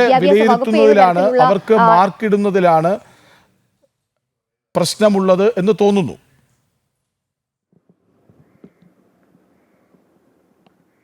തീർച്ചയായും കൃഷ്ണരാജ് അത് തന്നെയാണ്. കാരണം 99.9% ഒക്കെ വിജയശതമാനം പറയുന്നു. 92-ലേക്കും 95-ലേക്കും ഒക്കെ പല വർഷങ്ങളിലും എത്തുന്നു. അത്രയും വിജയശതമാനം കൃത്യമായ വിജയശതമാനം തന്നെയാണോ എന്നൊരു ചോദ്യം കൂടിയാണ് ഇവിടെ ഉയരുന്നത്. കാരണം എല്ലാവരെയും ജയിപ്പിച്ചു വിടുന്നതിനപ്പുറം വിദ്യാഭ്യാസ നിലവാരം മെച്ചപ്പെടുത്തുന്ന അല്ലെങ്കിൽ അക്കാര്യത്തിൽ പരീക്ഷ എഴുതി കൃത്യമായി പരീക്ഷ വിലയിരുത്തൽ നടത്തി മാത്രം മുന്നോട്ട് കൊണ്ടുപോയാൽ മാത്രമേ നല്ലൊരു വിദ്യാഭ്യാസ തലമുറയെ നമുക്ക് ലഭ്യമാവുകയുള്ളൂ. പക്ഷേ ഇവിടെ അങ്ങനെയല്ല. പരീക്ഷയുടെ ക്വസ്റ്റ്യൻ അറ്റൻഡ് ചെയ്താൽ തെറ്റാണെങ്കിൽ പോലും അറ്റൻഡ് ചെയ്താൽ പോലും മാർക്ക് നൽകുന്ന ആ രീതിയും സമ്പ്രദായം അടക്കം ചോദ്യം ചെയ്യുന്നത് കൂടിയാണ് ഈ നിലവാര കണക്ക് എന്നുള്ളതാണ്. കാരണം പല സംസ്ഥാനങ്ങളും പല ഘട്ടങ്ങളിലും പിന്നോക്കം പോയി അവർ മെച്ചപ്പെട്ട സാഹചര്യങ്ങൾ കൊണ്ടുവന്ന് മെച്ചപ്പെട്ട സൗകര്യങ്ങൾ കൊണ്ടുവന്ന് മുന്നോക്കം വരാൻ ശ്രമിക്കുമ്പോഴാണ് ആദ്യ റാങ്കിങ്ങിൽ നിന്ന് അല്ലെങ്കിൽ ഒന്നാമത് നിന്ന കേരളം ഇത്തരത്തിൽ 14ാം സ്ഥാനത്തേക്ക് പോയത്. അതിൽ ഏറ്റവും കൂടുതൽ എടുത്തു പറയേണ്ടത് സംസ്ഥാനത്തെ ഏറ്റവും കൂടുതൽ വിദ്യാഭ്യാസ പദ്ധതികളും ഒപ്പം തന്നെ കൂടുതൽ ഫണ്ടും ചെലവഴിച്ച് കോഴിക്കോട് ജില്ലയിൽ നടപ്പിലാക്കിയ പദ്ധതികളൊന്നും തന്നെ വിജയം കണ്ടില്ല എന്നുള്ളതാണ് ഏറ്റവും എടുത്തു പറയേണ്ടത്. അതിന്റെ ഏറ്റവും എടുത്തു പറയേണ്ട ഉദാഹരണം തന്നെയാണ് ദേശീയ വിദ്യാഭ്യാസ നിലവാര കണക്കിൽ കേരളം ഏറെ പിന്നിൽ 14ാം സ്ഥാനത്താണ്. മികവിന്റെ കേന്ദ്രങ്ങളായി വിദ്യാലയങ്ങളെ മാറ്റും എന്നവകാശപ്പെട്ട കേരളത്തിന്റെ സ്ഥാനമാണിത്. വിദ്യാഭ്യാസ മേഖലയിൽ നടക്കാവ് മാതൃക ഉൾപ്പെടെ വമ്പൻ പദ്ധതികൾ നടപ്പാക്കിയ കോഴിക്കോട് ജില്ല ഏറ്റവും പിന്നിലാണ് എന്നുകൂടി ഓർക്കണം. വിവരങ്ങൾ നൽകുകയായിരുന്നു എസ് ശാലിനി. വിദ്യാർത്ഥികൾക്കായി തിരുവനന്തപുരം നഗരസഭയുടെ കീഴിൽ നടന്ന ലാപ്ടോപ്പ് വിതരണത്തിൽ വ്യാപക അഴിമതി. സാമ്പത്തികമായി പിന്നാക്കം നിൽക്കുന്നവർക്ക് നൽകേണ്ട സഹായം വിവിധ വാർഡുകളിൽ ലഭിച്ചത് വിദേശത്ത് ജോലി ചെയ്യുന്നവരുടെ മക്കൾ അടക്കമുള്ളവർക്കാണ്. വ്യാജരേഖകൾ ചമച്ച് ലാപ്ടോപ്പ് സഹായം കൈപ്പറ്റിയവരിൽ പാർട്ടി പ്രവർത്തകരുമുണ്ടെന്ന് ആക്ഷേപമുണ്ട്. വഴിവിട്ട സഹായം കൈമാറിയതിൻ്റെ വിവരാവകാശ രേഖകൾ ജനൻ ടിവിക്ക് ലഭിച്ചു. തിരുവനന്തപുരം നഗരസഭയിലെ ക്ഷേമകാര്യ സ്റ്റാൻഡിംഗ് കമ്മിറ്റി ചെയർമാന്റെ വെട്ടുകാട് വാർഡിൽ 2023-24 സാമ്പത്തിക വർഷം പട്ടികജാതിക്കാർക്കായുള്ള ലാപ്ടോപ്പ് അനുവദിച്ചതിലാണ് വ്യാപക അഴിമതി. സാമ്പത്തികമായി പിന്നാക്കം നിൽക്കുന്നവർക്ക് നൽകേണ്ട സഹായം വെട്ടുകാട് ഉൾപ്പെടെ പല വാർഡിലും എത്തിയതാകട്ടെ അനർഹരിലേക്ക് എന്നാണ് RTI രേഖകൾ സൂചിപ്പിക്കുന്നത്. വെട്ടുകാട് വാർഡിൽ ഗുണം കിട്ടിയവരിൽ 10-ൽ 3 പേരും വിദേശത്ത് ജോലി ചെയ്യുന്നവരുടെ മക്കൾ. ഇവരുടെ പിതാക്കന്മാരുടെ വരുമാന സർട്ടിഫിക്കറ്റ് കടകംപള്ളി വില്ലേജ് ഓഫീസറും മുട്ടത്തറ വില്ലേജ് ഓഫീസറും നൽകിയിരിക്കുന്നത് പ്രകാരം 40,000-ഉം 60,000-ഉം എന്ന ക്രമത്തിലാണ്. മുട്ടത്തറ വാർഡിലെ ഒരു ഗുണഭോക്താവിന് വെട്ടുകാട് വാർഡിലെ ലിസ്റ്റിൽ നിന്നും ലാപ്ടോപ്പ് അനുവദിച്ചിട്ടുണ്ട്. കൂടാതെ വെട്ടുകാട് വാർഡിൽ സ്വാഭാവികമായിട്ടും ഒരു ലാപ്ടോപ്പോ മറ്റെന്തെങ്കിലും ആനുകൂല്യങ്ങൾ അനുവദിക്കുമ്പോൾ പരിഗണിക്കേണ്ടത് കടകംപള്ളി വില്ലേജ് ഓഫീസിലെ വില്ലേജ് ഓഫീസർ നൽകുന്ന വരുമാന സർട്ടിഫിക്കറ്റും ജാതി സർട്ടിഫിക്കറ്റുമാണ്. എന്നാൽ ഇവിടെ ഈ ലഭിച്ച വിവരാവകാശ രേഖ പ്രകാരം ഈ വെട്ടുകാട് വാർഡിൽ അനുവദിച്ച ലാപ്ടോപ്പിന് പരിഗണിച്ചിരിക്കുന്നത് മുട്ടത്തറ വില്ലേജ് ഓഫീസിലെ വരുമാന സർട്ടിഫിക്കറ്റും അതുപോലെ തന്നെ ജാതി സർട്ടിഫിക്കറ്റുമാണ്. വാർഷിക വരുമാനം വില്ലേജ് ഓഫീസർ ഇവരുടെ വരുമാനം എങ്ങനെ കണ്ടെത്തി എന്ന വ്യക്തമല്ല. കൂടാതെ മുട്ടത്തറ വാർഡിലെ ഗുണഭോക്താവിന് മുട്ടത്തറ വില്ലേജ് ഓഫീസർ നൽകിയ വരുമാന സർട്ടിഫിക്കറ്റും ജാതി സർട്ടിഫിക്കറ്റും പരിഗണിച്ചുകൊണ്ട് വെട്ടുകാട് വാർഡിൽ ലാപ്ടോപ്പ് അനുവദിച്ചു. കൗതുകകരമായ വസ്തുത, ഈ ഗുണഭോക്താവിന്റെ പിതാവ് വർഷങ്ങളായി വിദേശത്ത് ജോലി ചെയ്യുന്ന വ്യക്തിയാണ്. യാതൊരു അന്വേഷണവും നടത്താതെയാണ് നഗരസഭ ഇത്തരത്തിൽ ഇഷ്ടക്കാർക്ക് ആനുകൂല്യങ്ങൾ അനുവദിക്കുന്നത്. ഈ അപേക്ഷകന്റെ അപേക്ഷാ ഫോറം പരിശോധിച്ചതിൽ താൽക്കാലിക മേൽവിലാസം എന്ന രീതിയിൽ എഴുതി ചേർത്തിട്ടുള്ളതായിട്ടും മനസ്സിലാക്കുന്നു. CPM എന്ന് പറയുന്ന പാർട്ടിയുടെ ഇഷ്ടക്കാർക്കാണ് ഈ ആനുകൂല്യങ്ങൾ കൊടുത്തുകൊണ്ടിരിക്കുന്നത്. അപ്പോൾ ഇത് ചോദ്യം ചെയ്തുകൊണ്ട് ഒരു പരാതി നമ്മുടെ തദ്ദേശ സ്വയംഭരണ വകുപ്പിന് പ്രിൻസിപ്പൽ സെക്രട്ടറിക്ക് നൽകുകയുണ്ടായി. ഈ പരാതിക്ക് വ്യക്തമായ ഒരു മറുപടി പ്രിൻസിപ്പൽ സെക്രട്ടറി ഇതുവരെയും നൽകിയിട്ടില്ല. സ്കൂളുകളിൽ ലാപ്ടോപ്പും കമ്പ്യൂട്ടറും അനുബന്ധ ഉപകരണങ്ങളും വാങ്ങി നൽകുന്ന നഗരസഭയുടെ പദ്ധതിയിൽ ക്രമക്കേട് നടന്നത് ചർച്ചയാകുമ്പോഴാണ് മറ്റൊരു ലാപ്ടോപ്പ് അഴിമതി കൂടി തിരുവനന്തപുരം നഗരസഭയിൽ നിന്നും പുറത്തുവരുന്നത്. ജനം, തിരുവനന്തപുരം. ഇന്നലെയും എല്ലാ പ്രോട്ടോക്കോളും ലംഘിച്ച് മന്ത്രി V ശിവൻകുട്ടി രാജ്ഭവനിൽ നിന്നിറങ്ങിപ്പോയ വാർത്ത വലിയ ചർച്ചയായിരുന്നു. ഭാരതാംബ ചിത്ര വിവാദത്തിൽ നിലപാട് കടുപ്പിക്കാൻ രാജ്ഭവൻ. ഭാരതാംബ രാജ്യത്തിന്റെ ഏകതയുടെ പ്രതീകമെന്ന നിലപാടിൽ ഉറച്ചു നിൽക്കുകയാണ് ഗവർണർ രാജേന്ദ്ര വിശ്വനാഥ് അർലേക്കർ.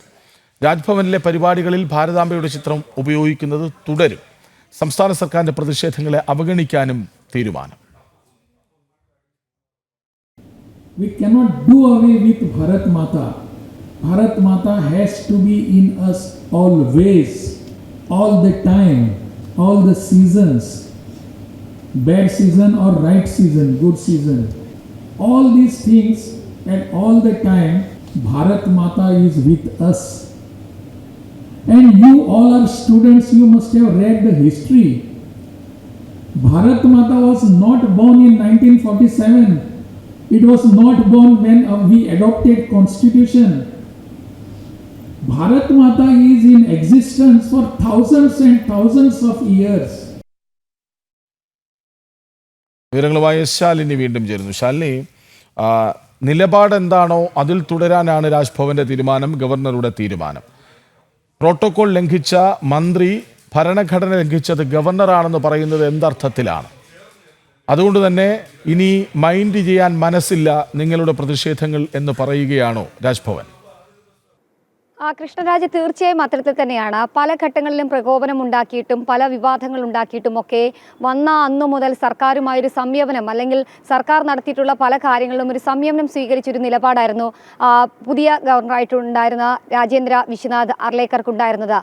സർക്കാരുമായി പോരുന്നില്ല എന്ന് തുടക്കത്തിൽ തന്നെ അദ്ദേഹം കേരളത്തിലേക്ക് എത്തിയ അപ്പോൾ തന്നെ പറഞ്ഞതുമാണ്. പക്ഷേ സർക്കാരിൻ്റെ ഭാഗത്തു നിന്നുണ്ടാകുന്ന, ചില മന്ത്രിമാരുടെ ഭാഗത്തു നിന്നുണ്ടാകുന്ന പ്രകോപനപരമായിട്ടുള്ള നടപടികൾ അത് സർക്കാർ ഗവർണർ പോരിലേക്ക് എത്തിക്കുന്നു എന്നുള്ളതാണ് ഏറ്റവും ശ്രദ്ധേയമായിട്ടുള്ള കാര്യം.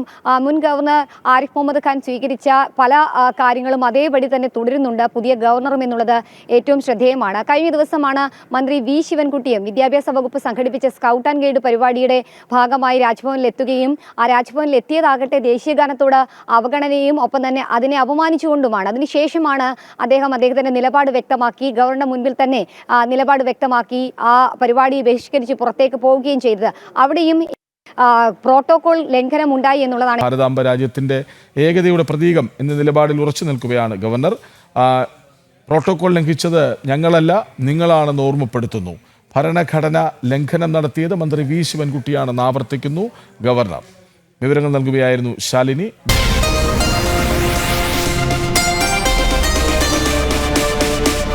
വീണ്ടും കടമെടുക്കാൻ സംസ്ഥാന സർക്കാരിന്റെ നീക്കം.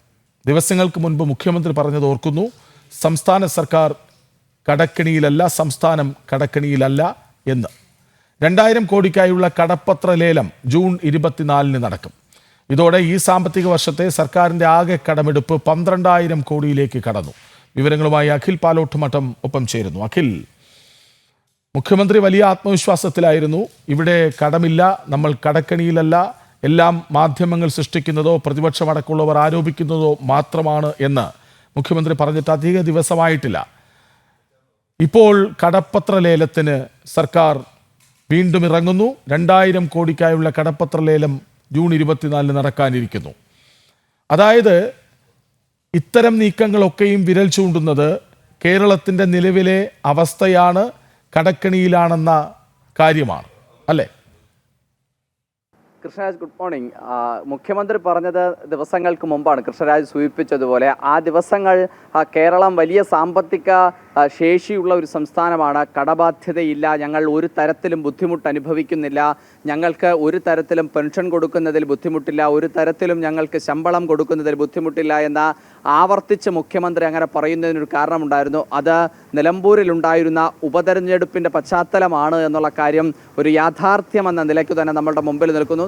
ഉപതെരഞ്ഞെടുപ്പ് അവസാനിച്ചു, വോട്ടെടുപ്പ് അവസാനിച്ചു. അതിന് പിന്നാലെ തന്നെ സംസ്ഥാന സർക്കാർ കടമെടുപ്പുമായി മുന്നോട്ട് പോകാനുള്ള ഒരു ധാരണയിലേക്ക് എത്തിയിരിക്കുന്നു എന്ന് തന്നെ നമുക്ക് പറയേണ്ടി വരും. അതിൻ്റെ തെളിവുകൾ തന്നെയാണ് 2025-26 സാമ്പത്തിക വർഷത്തിൽ ആകെ 5 തവണയാണ് സംസ്ഥാന സർക്കാർ 12,000 കോടി രൂപ സംസ്ഥാന സർക്കാർ കടമെടുത്തത്. ഇതിനു പിന്നാലെയാണ് ഇപ്പോൾ ഈ മാസം 24-ാം തീയതി മുംബൈ പോർട്ടിലുള്ള റിസർവ് ബാങ്ക് ഓഫീസിലെ ഇ ക്യൂപ്പർ പ്ലാറ്റ്ഫോം വഴി നടക്കുന്ന കടപ്പത്ര ലേലത്തിൽ പങ്കെടുക്കുകയും അവിടെ 2,000 കോടി രൂപ ആവശ്യപ്പെട്ടുകൊണ്ട്, അല്ലെങ്കിൽ 2,000 കോടി രൂപ കടമെടുക്കാൻ വേണ്ടിയിട്ടുള്ള ഒരു നടപടിയിലേക്ക് സംസ്ഥാന സർക്കാർ പോകുന്നു എന്ന് നമുക്ക് മനസ്സിലാക്കാൻ സാധിക്കുന്നത്. ഏപ്രിൽ മാസത്തിൽ സർക്കാർ 3,000 കോടി രൂപയായിരുന്നു കടമെടുത്തത്. മെയ് മാസത്തിലാകട്ടെ അത് 4,000 കോടി രൂപ കടമെടുത്തുന്നു. ജൂണിൽ 2 തവണയായി 5,000 കോടി രൂപയും സംസ്ഥാന സർക്കാർ കടമെടുത്തിരുന്നു. ഇങ്ങനെ ഈ കോടിക്കണക്കിന് ലക്ഷക്കണക്കിന് രൂപ കടമെടുത്ത സർക്കാരാണ് വീണ്ടും ഇത്തരത്തിലൊരു കടമെടുപ്പുമായി ബന്ധപ്പെട്ട് മുന്നോട്ട് പോകാനുള്ള ഒരു തീരുമാനമെടുത്തിരിക്കുന്നത്. ആകെ കടം 6 ലക്ഷം കോടി രൂപയിലാണ് ഇപ്പോൾ നിലവിൽ എത്തി നിൽക്കുന്നത്. പെൻഷൻ കമ്പനിയുടെ ബാധ്യത, കിഫ്ബി വഴിയുള്ള വായ്പകളാണ്. കേരളത്തിൻ്റെ കടബാധ്യതയിൽ 6 ലക്ഷം കോടി രൂപയിലേക്ക് ഉയർത്തിയിരിക്കുന്നത്. ഇതിന് പുറമെയാണ് സർക്കാർ ജീവനക്കാരുടെ പെൻഷൻ, ക്ഷേമ പെൻഷൻ, ക്ഷേമനിധി ബോർഡുകളുടെയും തൊഴിലാളികളുടെയും ക്ഷേമം, കരാറുകൾ എന്നിവയിലെ മേഖലകളിലെ 2 ലക്ഷം കോടി രൂപയുടെ കുടിശ്ശിക. അങ്ങനെ ഡിസംബർ വരെയുള്ള കടമെടുപ്പ് പരിധിയിൽ ഈ മുൻ വർഷത്തെ അപേക്ഷിച്ച് 8,276 കോടി രൂപ അധികമായി വന്നു നിൽക്കുന്ന സാഹചര്യമെല്ലാം തന്നെ സംസ്ഥാനത്ത് നിലനിൽക്കുന്നു. അങ്ങനെ നിൽക്കുന്ന സാഹചര്യത്തിലാണ് വീണ്ടും ഒരു കടമെടുപ്പിലേക്ക് പോകാനുള്ള ഒരു തീരുമാനത്തിലേക്ക് സർക്കാർ എത്തി നിൽക്കുന്നത്. എന്തായാലും 24-ാം തീയതി മുംബൈയിൽ നടക്കുന്ന കടമെടുപ്പ് ലേലത്തിൽ സർക്കാർ പങ്കെടുക്കുന്നുണ്ടാകും. 2000 കോടി രൂപ എടുക്കുന്നുണ്ടാകും. ഇതെല്ലാം ഇങ്ങനെ കടമെടുക്കുമ്പോഴെല്ലാം നമ്മൾ കേരളത്തിൻ്റെ ധനമന്ത്രി KN ബാലഗോപാൽ പറഞ്ഞത് ആവർത്തിച്ചു പറയണം. കേന്ദ്രം തരുന്നില്ല, കേന്ദ്രം തരാനുള്ളത് തരുന്നില്ല, ഞങ്ങൾ അവകാശങ്ങൾ ചോദിക്കുന്നുണ്ട് പക്ഷെ തരുന്നില്ല. അതിനോടൊപ്പം ഞങ്ങൾ വലിയ സാമ്പത്തിക ഉപരോധത്തിനിടയിലും വലിയ ക്ഷേമ പ്രവർത്തനങ്ങൾ നടത്തുന്നു, വലിയ രീതിയിലുള്ള വലിയ പോരാട്ടങ്ങൾ നടത്തുന്നു, കേരളം ബദലാണ് എന്നൊക്കെ ഈ കടമെടുത്ത പൈസ കൊണ്ട് വാദങ്ങൾ നടത്തുന്നതാണ് എന്ന് നമുക്ക് പറയേണ്ടി വരും. കൃഷ്ണരാജ്, ശരി, വീണ്ടും കടമെടുക്കാൻ സംസ്ഥാന സർക്കാർ 2000 കോടിയുടെ കടപ്പത്ര ലേലം ജൂൺ 24-ന് നടക്കും. വിവരങ്ങൾ നൽകുകയായിരുന്നു അഖിൽ പാലോട്ടുമഠം. വിട പറഞ്ഞ സഹോദരന്റെ ബിസിനസ് സ്വപ്നം സഫലമാക്കി കണ്ണൂർ പിലാത്തറ സ്വദേശി ജലീന ഇഗ്നേഷ്യസ്. അപകടത്തിൽ വിട പറഞ്ഞ സഹോദരന്റെ ബിസിനസ്സും ലക്ഷങ്ങളുടെ കടബാധ്യതയും ഏറ്റെടുത്താണ് ഒറ്റയാൾ പോരാട്ടത്തിലൂടെ ജലീന വിജയിച്ചത്. വിവിധ പഞ്ചായത്തുകളിൽ നിന്നും മുനിസിപ്പാലിറ്റികളിൽ നിന്നും പ്ലാസ്റ്റിക് മാലിന്യം ശേഖരിച്ച് കയറ്റി അയക്കുന്ന കമ്പനിയാണ് ജലീന ചുരുങ്ങിയ സമയം കൊണ്ട് വിജയിപ്പിച്ചെടുത്തത്. ജനം സ്പെഷ്യൽ. 2021 ഏപ്രിൽ 23-നാണ് വാഹനാപകടത്തിൽ ജലീനയുടെ ചേട്ടൻ മെയ്ജോ ഇഗ്നേഷ്യസ് മരിച്ചത്. സഹോദരന്റെ വിയോഗത്തിൽ തകർന്നു നിന്ന ജലീനയുടെ മുന്നിലെത്തിയത് സഹോദരന്റെ ബിസിനസ്സും ലക്ഷങ്ങളുടെ കടബാധ്യതയുമായിരുന്നു. ബാങ്ക് പരമായിട്ടുള്ള ബാധ്യതകൾ ഞാൻ തീർത്തു. ബാങ്ക് പരമായിട്ടുള്ള ബാധ്യതകൾ ഏകദേശം 25 ലക്ഷം രൂപ ഉണ്ടായിരുന്നു. അത് ഘട്ടം ഘട്ടമായിട്ടാണ് തീർത്തത് കേട്ടോ, ഒറ്റയടിക്ക് പേയ്മെൻറ്റ് കിട്ടിയതൊന്നുമല്ല. പിന്നെ പലരുടെയും ആശയങ്ങളുണ്ട് ഇൻഷുറൻസിൻ്റെ ആണെന്നൊക്കെ, പക്ഷെ അതൊന്നും അല്ല. ഇൻഷുറൻസ് ഒന്നും കിട്ടിയില്ല. ഇപ്പോഴും തൊടുപുഴ കോർട്ടിൽ കേസ് കിടന്നുകൊണ്ടിരിക്കുകയാണ്. ചിന്തിച്ചു നിൽക്കാൻ സമയമില്ല. രണ്ടും കൽപ്പിച്ച് എല്ലാം സ്വയം ഏറ്റെടുത്തു. പിന്നീട് ഇങ്ങോട്ട് പോരാട്ടകാലം. ദുരിതപർവം താണ്ടി ഇന്ന് ജലീന എത്തിയിരിക്കുന്നത് അഭിമാനകരമായ നേട്ടത്തിൽ. എൻ്റെ കയ്യിലൊരു പ്രോജക്റ്റ് ഉണ്ട്. ആ പ്രോജക്റ്റ് ഇനി ഇംപ്ലിമെൻറ്റ് ചെയ്യണമെന്നാണ്. കാരണം എനിക്ക് ആവശ്യത്തിലേറെ മെറ്റീരിയൽസ് ഇപ്പോഴുണ്ട്. വെച്ചാൽ എനിക്കങ്ങനെ എന്താ പറയുക, വേറെ പുറത്തുനിന്ന് എടുക്കാണ്ട് തന്നെ എൻ്റെ മെറ്റീരിയൽ കൊണ്ട് എനിക്കിങ്ങനെ എക്സ്പ്ലോർ ചെയ്യാം. ഒരു റീസൈക്ലിംഗ് മെറ്റീരിയൽസിലേക്കല്ല ഞാൻ പോകുന്നത്, വേറെ തന്നെ ഒരു കോൺസെപ്റ്റാണ്. ആ പ്രോജക്റ്റ് ഇപ്പോൾ പുറത്തേക്ക് വിടാനായിട്ടില്ല. കാരണം അതിൻ്റെ ഒരു വർക്കിലാണ്. അതിൽ കുറേ പോസിറ്റീവ്സ് ഉണ്ട്, നെഗറ്റീവ്സ് ഉണ്ട്. അപ്പം അതുകൊണ്ട് അത് വളരെ ഫയൽഡായിട്ട് വെച്ചിരിക്കുകയാണുള്ളത്. തിരുവോണം ഇക്കോ ഇൻഡസ്ട്രീസ് കമ്പനിയിലൂടെ തദ്ദേശ സ്ഥാപനങ്ങളിലെ പ്ലാസ്റ്റിക് മാലിന്യം ശേഖരിച്ച് വേർതിരിച്ച് കയറ്റി അയക്കുന്നതിൽ ജലീന ഇഗ്നേഷ്യസ് ഇന്ന് അറിയപ്പെടുന്ന സംരംഭകയാണ്. പ്രതിസന്ധികൾക്ക് മുന്നിൽ കീഴടങ്ങാതെ ജലീന നടത്തിയ പോരാട്ടം തന്നെയാണ് ഈ നേട്ടത്തിലേക്ക് എത്തിച്ചത്. ഈ വഴിയിലേക്ക് ഞാൻ ചേട്ടൻ്റെ മരണത്തിന് ശേഷം തീരുമാനമെടുത്ത് വന്നതല്ല. കാരണം ഞാൻ ഒരു ഏകദേശം 1.5 വർഷം, ഏകദേശം 2 വർഷക്കാലത്തോളം ഞാൻ വർക്ക് ചെയ്തുകൊണ്ടിരുന്നിടത്ത് തന്നെ ആ കമ്പനിക്ക് വേണ്ടിയിട്ട് തന്നെ വർക്ക് ചെയ്യായിരുന്നു. എന്നെ അവർ സപ്പോർട്ട് ചെയ്തു. തിരിച്ച് എന്നോട് ജലീന കമ്പനിയിലേക്ക് റീജോയിൻ ചെയ്യണം, വന്ന് ജോലി ചെയ്യണം എന്ന് പറഞ്ഞപ്പോൾ എനിക്ക് ഉപേക്ഷിക്കാൻ പറ്റുന്ന ജോലി മാത്രമേ ഉണ്ടായിരുന്നുള്ളൂ. കാരണം അച്ഛൻ, അമ്മ, ചെറിയ കുട്ടിയായിരുന്നു. മോൾക്ക് അന്ന് 2.5-3 വയസ്സേ ഉള്ളൂ. അപ്പോൾ ജോലി വേണ്ടാന്ന് വെച്ചു.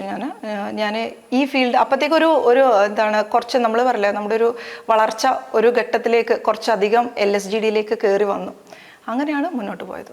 കാസർഗോഡ് മുതൽ കോട്ടയം വരെ 26 തദ്ദേശ സ്ഥാപനങ്ങളിൽ നിന്നാണ് പ്ലാസ്റ്റിക് മാലിന്യം ശേഖരിക്കുന്നത്. ഇവ ശാസ്ത്രീയമായി വേർതിരിച്ച് സിമന്റ്, ഇൻഡസ്ട്രിയൽ ഓയിൽ, പ്ലാസ്റ്റിക് ഉൽപ്പന്ന നിർമ്മാണത്തിനടക്കം വിൽപ്പന നടത്തുന്നു. ഈ കടങ്ങളെല്ലാം തീർക്കാൻ പറ്റിയിട്ടില്ല. കാരണം ഇതിൽ സ്വകാര്യ വ്യക്തികൾക്ക് കൊടുത്തത് ഒരു പകുതി വരെ തീർന്നിട്ടുള്ളൂ. ഇനി വളരെ ഒരു 10-12 ലക്ഷം രൂപയോളം കൂടെ പുറത്ത് കൊടുക്കാനുണ്ടാവും. കടബാധ്യതകൾ ഒരുവിധം തീർത്തു. ഇനി ജലീനയ്ക്ക് സ്വന്തമായി ഒരു വീടുണ്ടാക്കണം. ബിസിനസ്സിൽ ഏറെ മുന്നോട്ട് പോകണം. സഹോദരന്റെ സ്വപ്നം സാക്ഷാത്കരിക്കണം. ചേട്ടൻ്റെ ബാധ്യതകൾ കൊണ്ട് വീട് ജപ്തി ചെയ്യുന്നതിന് മുമ്പ് വീട് വിറ്റതാണ്. ഈ നാട്ടിൽ തന്നെയായിരുന്നു ഞങ്ങൾ തന്നെ. ഇപ്പം ഇനിയൊരു വീടെടുക്കുക, ഞാൻ ഈ പറഞ്ഞൊരു പ്രോജക്റ്റ്, ഇത് രണ്ടുമാണ് എൻ്റെ മനസ്സിലെ സ്വപ്നം. വീടെടുക്കണം, ഇനി അതാണ് ആഗ്രഹം. അതെ, ജലീനയുടെ യാത്ര തുടരുകയാണ്. ജനം, കണ്ണൂർ. സംസ്ഥാനത്ത് ഒരു സർക്കാർ തുടരെ പരാജയപ്പെടുമ്പോഴാണ് വ്യക്തികൾ വിജയിച്ചു കയറുന്നത്. അത് വളരെ സന്തോഷം തരുന്ന വാർത്തയുമാണ്. ഏതായാലും സല്യൂട്ട് ജലീന ഇഗ്നേഷ്യസ്. ആ ഒരു വരി ഒരിക്കൽ കൂടി പറയേണ്ടി വരുന്നു. ഉപേക്ഷിക്കാൻ എനിക്കുണ്ടായിരുന്നത് എൻ്റെ ജോലി മാത്രമാണ്, എൻ്റെ വീട്ടുകാരെ എനിക്ക് ഉപേക്ഷിക്കാൻ പറ്റില്ലല്ലോ എന്ന്. സഹോദരന് വേണ്ടി ബിസിനസ് ചെയ്ത് ഉണ്ടാക്കി വെച്ച കടങ്ങളൊക്കെ തീർത്ത് ഒരു സ്വപ്നം പേര് നടപ്പാണ് പുതിയൊരു പ്രോജക്റ്റ് നടപ്പിലാക്കണമെന്ന ആഗ്രഹത്താൽ. വളരെ സന്തോഷം തരുന്ന ഒരു പോസിറ്റീവ് വാർത്തയാണ് ഇപ്പോൾ കണ്ടത്.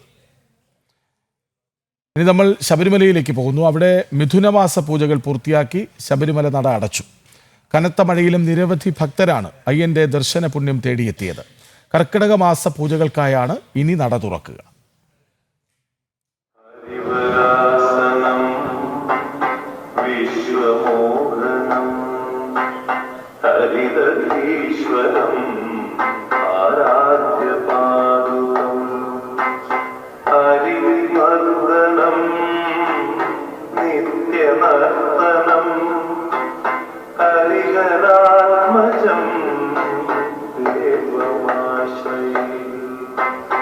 രാത്രി 10 മണിയോടെ പൂജകൾ പൂർത്തിയാക്കി ഹരിവരാസനം പാടി മേൽശാന്തി അരുൺകുമാർ നമ്പൂതിരി ശ്രീകോവിലിൻ്റെ നടയടച്ചു. ഇനി കർക്കിടക മാസ പൂജകൾക്കായാണ് നട തുറക്കുക. മനസ്സിൽ അയ്യനെ കുടിയിരുത്തി മല ചവിട്ടിയെത്തിയ ഓരോ ഭക്തരും ദർശനം പൂർത്തിയാക്കി ആത്മസംതൃപ്തിയോടെയാണ് മടങ്ങിയത്. നട തുറക്കുന്ന ദിവസം വലിയ തിരക്ക് അനുഭവപ്പെട്ടിരുന്നു. കോരിച്ചൊരിയുന്ന മഴയിലും ഭക്തർ മല ചവിട്ടി. ഭക്തരുടെ സുരക്ഷ മുൻനിർത്തി നീലിമല വഴിയുള്ള യാത്ര താൽക്കാലികമായി നിരോധിച്ചിരുന്നു. മല കയറുന്ന ഭക്തർ തെന്നി വീഴുന്നതിനാലാണ് യാത്ര സ്വാമി അയ്യപ്പൻ റോഡിലൂടെ ആയിരിക്കണമെന്ന നിർദ്ദേശം നൽകിയത്. പമ്പാ സ്നാനത്തിനും നിയന്ത്രണങ്ങൾ ഏർപ്പെടുത്തിയിരുന്നു. 75,000-ഓളം ഭക്തർ ഈ ദിനങ്ങളിൽ ദർശനം നടത്തി. കർണാടക, തമിഴ്നാട് സ്വദേശികളായ ഭക്തർക്കൊപ്പം മലയാളികളും നിരവധി പേരുണ്ടായിരുന്നു. ശരണമന്ത്രങ്ങളോടെ 18-ാം പടി ചവിട്ടി ബലിക്കൽപുരയിലൂടെയും മേൽപ്പാലത്തിലൂടെയും എത്തി ഭക്തർ അയ്യനെ ദർശിച്ചു. സിവിൽ ദർശനത്തിനും ധാരാളം ഭക്തർ ഉണ്ടായിരുന്നു. ഇനി ശ്രീകോവിൽ നട തുറക്കുമ്പോൾ മല കയറുവാനുള്ള കാത്തിരിപ്പിലാണ് ഓരോ ഭക്തരും. ജനം, സന്നിധാനം. വോട്ടെടുപ്പിൽ 73.26% പോളിംഗ് രേഖപ്പെടുത്തിയതോടെ നിലമ്പൂർ നിയമസഭാ മണ്ഡലത്തിൽ ശുഭപ്രതീക്ഷയോടെ കാത്തിരിക്കുകയാണ് പ്രധാന സ്ഥാനാർത്ഥികൾ. ജമാഅത്തെ ഇസ്ലാമിയുടെ പിന്തുണ തിരിച്ചടിയാകുമെന്ന ഭയം UDF-നുണ്ട്. PDP പിന്തുണ തിരിച്ചടിയാകുമോ എന്ന ഭീതിയാണ് LDF-ന്. അതേസമയം ശശി തരൂരിനെ തെരഞ്ഞെടുപ്പ് പ്രചാരണത്തിന് ക്ഷണിക്കാത്തതും UDF-ൽ കലഹത്തിന് കാരണമാകുന്നു.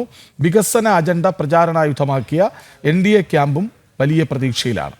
വിവരങ്ങളുമായി ശിവദാസ് കന്മനം ഒപ്പം ചേരുന്നു. ശിവദാസ്, വോട്ടെടുപ്പ് കഴിഞ്ഞു, ദിവസങ്ങളുടെ പ്രചാരണം, ഉറക്കമില്ലാത്ത രാത്രികൾ. ഇന്നലെ സ്ഥാനാർത്ഥികളൊക്കെ ഒന്ന് സുഖമായി ഉറങ്ങിക്കാണും. ഇന്നിപ്പോൾ കൂട്ടിക്കിഴിക്കലുകളുടെ ദിവസമാകും അല്ലേ? തീർച്ചയായും കൃഷ്ണരാജ, കഴിഞ്ഞ 3 ആഴ്ചയിൽ ഏറെയായി നീണ്ടുനിന്ന ശക്തമായ പ്രചാരണങ്ങൾക്ക് ഒടുവിൽ ഇന്നലെ വോട്ടെടുപ്പ് കഴിഞ്ഞിരിക്കുന്നു. ഏകദേശം 74.35% പോളിംഗ് രേഖപ്പെടുത്തി. 2016-നെ അപേക്ഷിച്ച് അല്പം കുറവാണ് ഈ പോളിംഗ് ശതമാനം. എങ്കിലും ഏറെക്കുറെ ഭേദപ്പെട്ട പോളിംഗ് തന്നെയാണ് നിലമ്പൂർ നിയമസഭാ മണ്ഡലത്തിലെ ഈ ഉപതെരഞ്ഞെടുപ്പിൽ ഉണ്ടായിരിക്കുന്നത്. എന്തായാലും എല്ലാ സ്ഥാനാർത്ഥികളും മറ്റ് പ്രധാന മുന്നണികളും എല്ലാം തന്നെ കൂട്ടിക്കിഴിക്കലിലാണ് ഇപ്പോൾ ഉള്ളത്. കാരണം കൃത്യമായി പ്രവചിക്കാൻ കഴിയാത്ത തരത്തിലുള്ള ഒരു സാഹചര്യമാണ് നിലമ്പൂർ നിയമസഭാ മണ്ഡലത്തിൽ ഈ തെരഞ്ഞെടുപ്പിൽ ഉണ്ടായിരിക്കുന്നത്. പ്രധാനമായും നമുക്കറിയാം, ഈ നിലമ്പൂർ നിയമസഭാ മണ്ഡലത്തിൽ 8 തദ്ദേശ സ്ഥാപനങ്ങളാണ് ഉള്ളത്. അതിൽ നിലവിൽ 3 തദ്ദേശ സ്ഥാപനങ്ങൾ LDF-നൊപ്പവും 5 എണ്ണം UDF-നൊപ്പവുമാണ് ഉള്ളത്. നേരത്തെ ഇത് 4-4 എന്ന അനുപാതത്തിലാണ് ഉണ്ടായിരുന്നത്. പിന്നീട് 2 മാസങ്ങൾക്ക് മുമ്പ് ചുങ്കത്തറ പഞ്ചായത്തിൽ അവിശ്വാസ പ്രമേയം കൊണ്ടുവന്ന് അത് പിന്നീട് UDF-ന്റെ ഭാഗമായി മാറി. LDF-ന്റെ കൂടെ ആയിരുന്നു 20 സീറ്റുകളിൽ 10 സീറ്റ് LDF-നും 10 സീറ്റ് UDF-നും ആണ് ഉണ്ടായിരുന്നത്. അതിനുശേഷം ഒരാളെ മറുകണ്ഠത്തിലേക്ക് ചാടിച്ച് പിന്നീട് അവിശ്വാസ പ്രമേയം കൊണ്ടുവന്ന് UDF ഇത് പിടിച്ചെടുക്കുകയായിരുന്നു. അപ്പോൾ നിലമ്പൂരിനെ സംബന്ധിച്ച് ഏറെക്കുറെ തുല്യത പാലിക്കുന്നു ഇരു മുന്നണികളും എന്നുള്ളതാണ് ഏറ്റവും പ്രധാനപ്പെട്ട ഒരു കാര്യം. നിലമ്പൂരിൽ ഇടതുപക്ഷത്തിനും അതോടൊപ്പം തന്നെ വലതുപക്ഷത്തിനും ഒരേപോലെ സ്വാധീനമുള്ള ഒരു നിയമസഭാ മണ്ഡലം കൂടിയാണ്. അതുകൊണ്ട് തന്നെ കൃത്യമായി പ്രവചിക്കാൻ കഴിയാത്ത ഒരു സാഹചര്യമാണ് നിലവിൽ ഇവിടെ ഉള്ളത്. അടിയൊഴുക്കുകൾ നന്നായി നടന്നിട്ടുണ്ട് എന്നുള്ള കാര്യം വളരെ വ്യക്തമാണ്. അതോടൊപ്പം തന്നെ NDA പിടിക്കുന്ന വോട്ടുകൾ ഏറെ നിർണായകമാകും. അതോടൊപ്പം PV അൻവർ ഇവിടെ മത്സര രംഗത്തുണ്ട്. PV അൻവർ പിടിക്കുന്ന വോട്ടുകളും നിർണായകമാകും.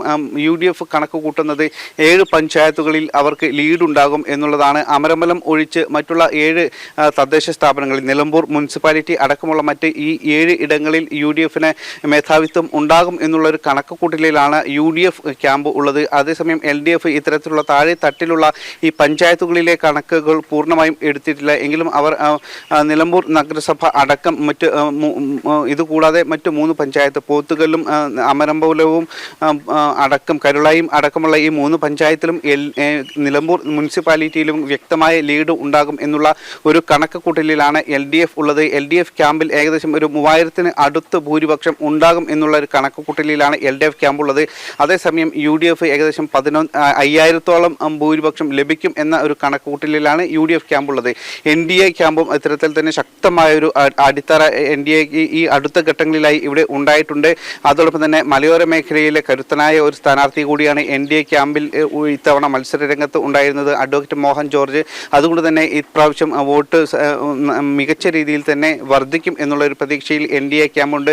കൃത്യമായി തന്നെ ഓരോ പഞ്ചായത്തുകളിലും കഴിഞ്ഞ കുറച്ച് വർഷങ്ങളായി NDAക്ക് BJP വലിയ സ്വാധീനം ഉണ്ടായിട്ടുണ്ട്. പ്രത്യേകിച്ച് മലയോര മേഖലയിലെ പ്രശ്നങ്ങളിലൊക്കെ ഇടപെടുന്നതിൽ കൃത്യമായൊരു സ്വാധീനവും ജനപിന്തുണയും BJP ക്യാമ്പിന് ഉണ്ടായിട്ടുണ്ട്. അതെല്ലാം തന്നെ കൃത്യമായി അനുകൂലമാകും എന്നൊരു പ്രതീക്ഷയിലാണ് NDA ക്യാമ്പ് ഉള്ളത്. മറുഭാഗത്ത് സ്വതന്ത്ര സ്ഥാനാർത്ഥിയായ PV അൻവർ നേരത്തെ PV അൻവർ 75,000-ൽ കൂടുതൽ വോട്ട് തനിക്ക് ലഭിക്കും എന്നൊക്കെ പറഞ്ഞിരുന്നെങ്കിൽ പോലും ഇപ്പോൾ ഈ വോട്ടെടുപ്പിന് ശേഷം അവർ കണക്ക് കൂട്ടുന്നത് ഏകദേശം 15,000-ന് അടുത്ത് വോട്ട് ലഭിക്കും, 12,000-നും 15,000-നും അടുത്ത് വോട്ട് ലഭിക്കും എന്ന ഒരു കണക്ക് കൂട്ടലിലാണ് അവർ ഉള്ളത്. അതോടൊപ്പം തന്നെ STPIയും ഇവിടെ മത്സരിച്ചിട്ടുണ്ട്. 5,000-നടുത്ത് വോട്ട് ലഭിക്കും എന്ന കണക്ക് കൂട്ടലിലാണ് STPI ഉള്ളത്. നേരത്തെ 4,753 വോട്ടുകൾ കഴിഞ്ഞ 2016-ലൊക്കെ മത്സരിച്ച സമയത്ത് അവർക്ക് ലഭിച്ചിരുന്നു. ഇങ്ങനെയുള്ള ഒരു കണക്ക് കൂട്ടലിലാണ് ഇപ്പോൾ ഉള്ളത്. ഇനിയും താഴെ തട്ടിലുള്ള പഞ്ചായത്ത് തല കണക്കുകളെല്ലാം തന്നെ ശേഖരിച്ചു കൊണ്ടിരിക്കുകയാണ് ഓരോ മുന്നണികളും. എന്തായാലും നിലമ്പൂരിനെ സംബന്ധിച്ച് വലിയ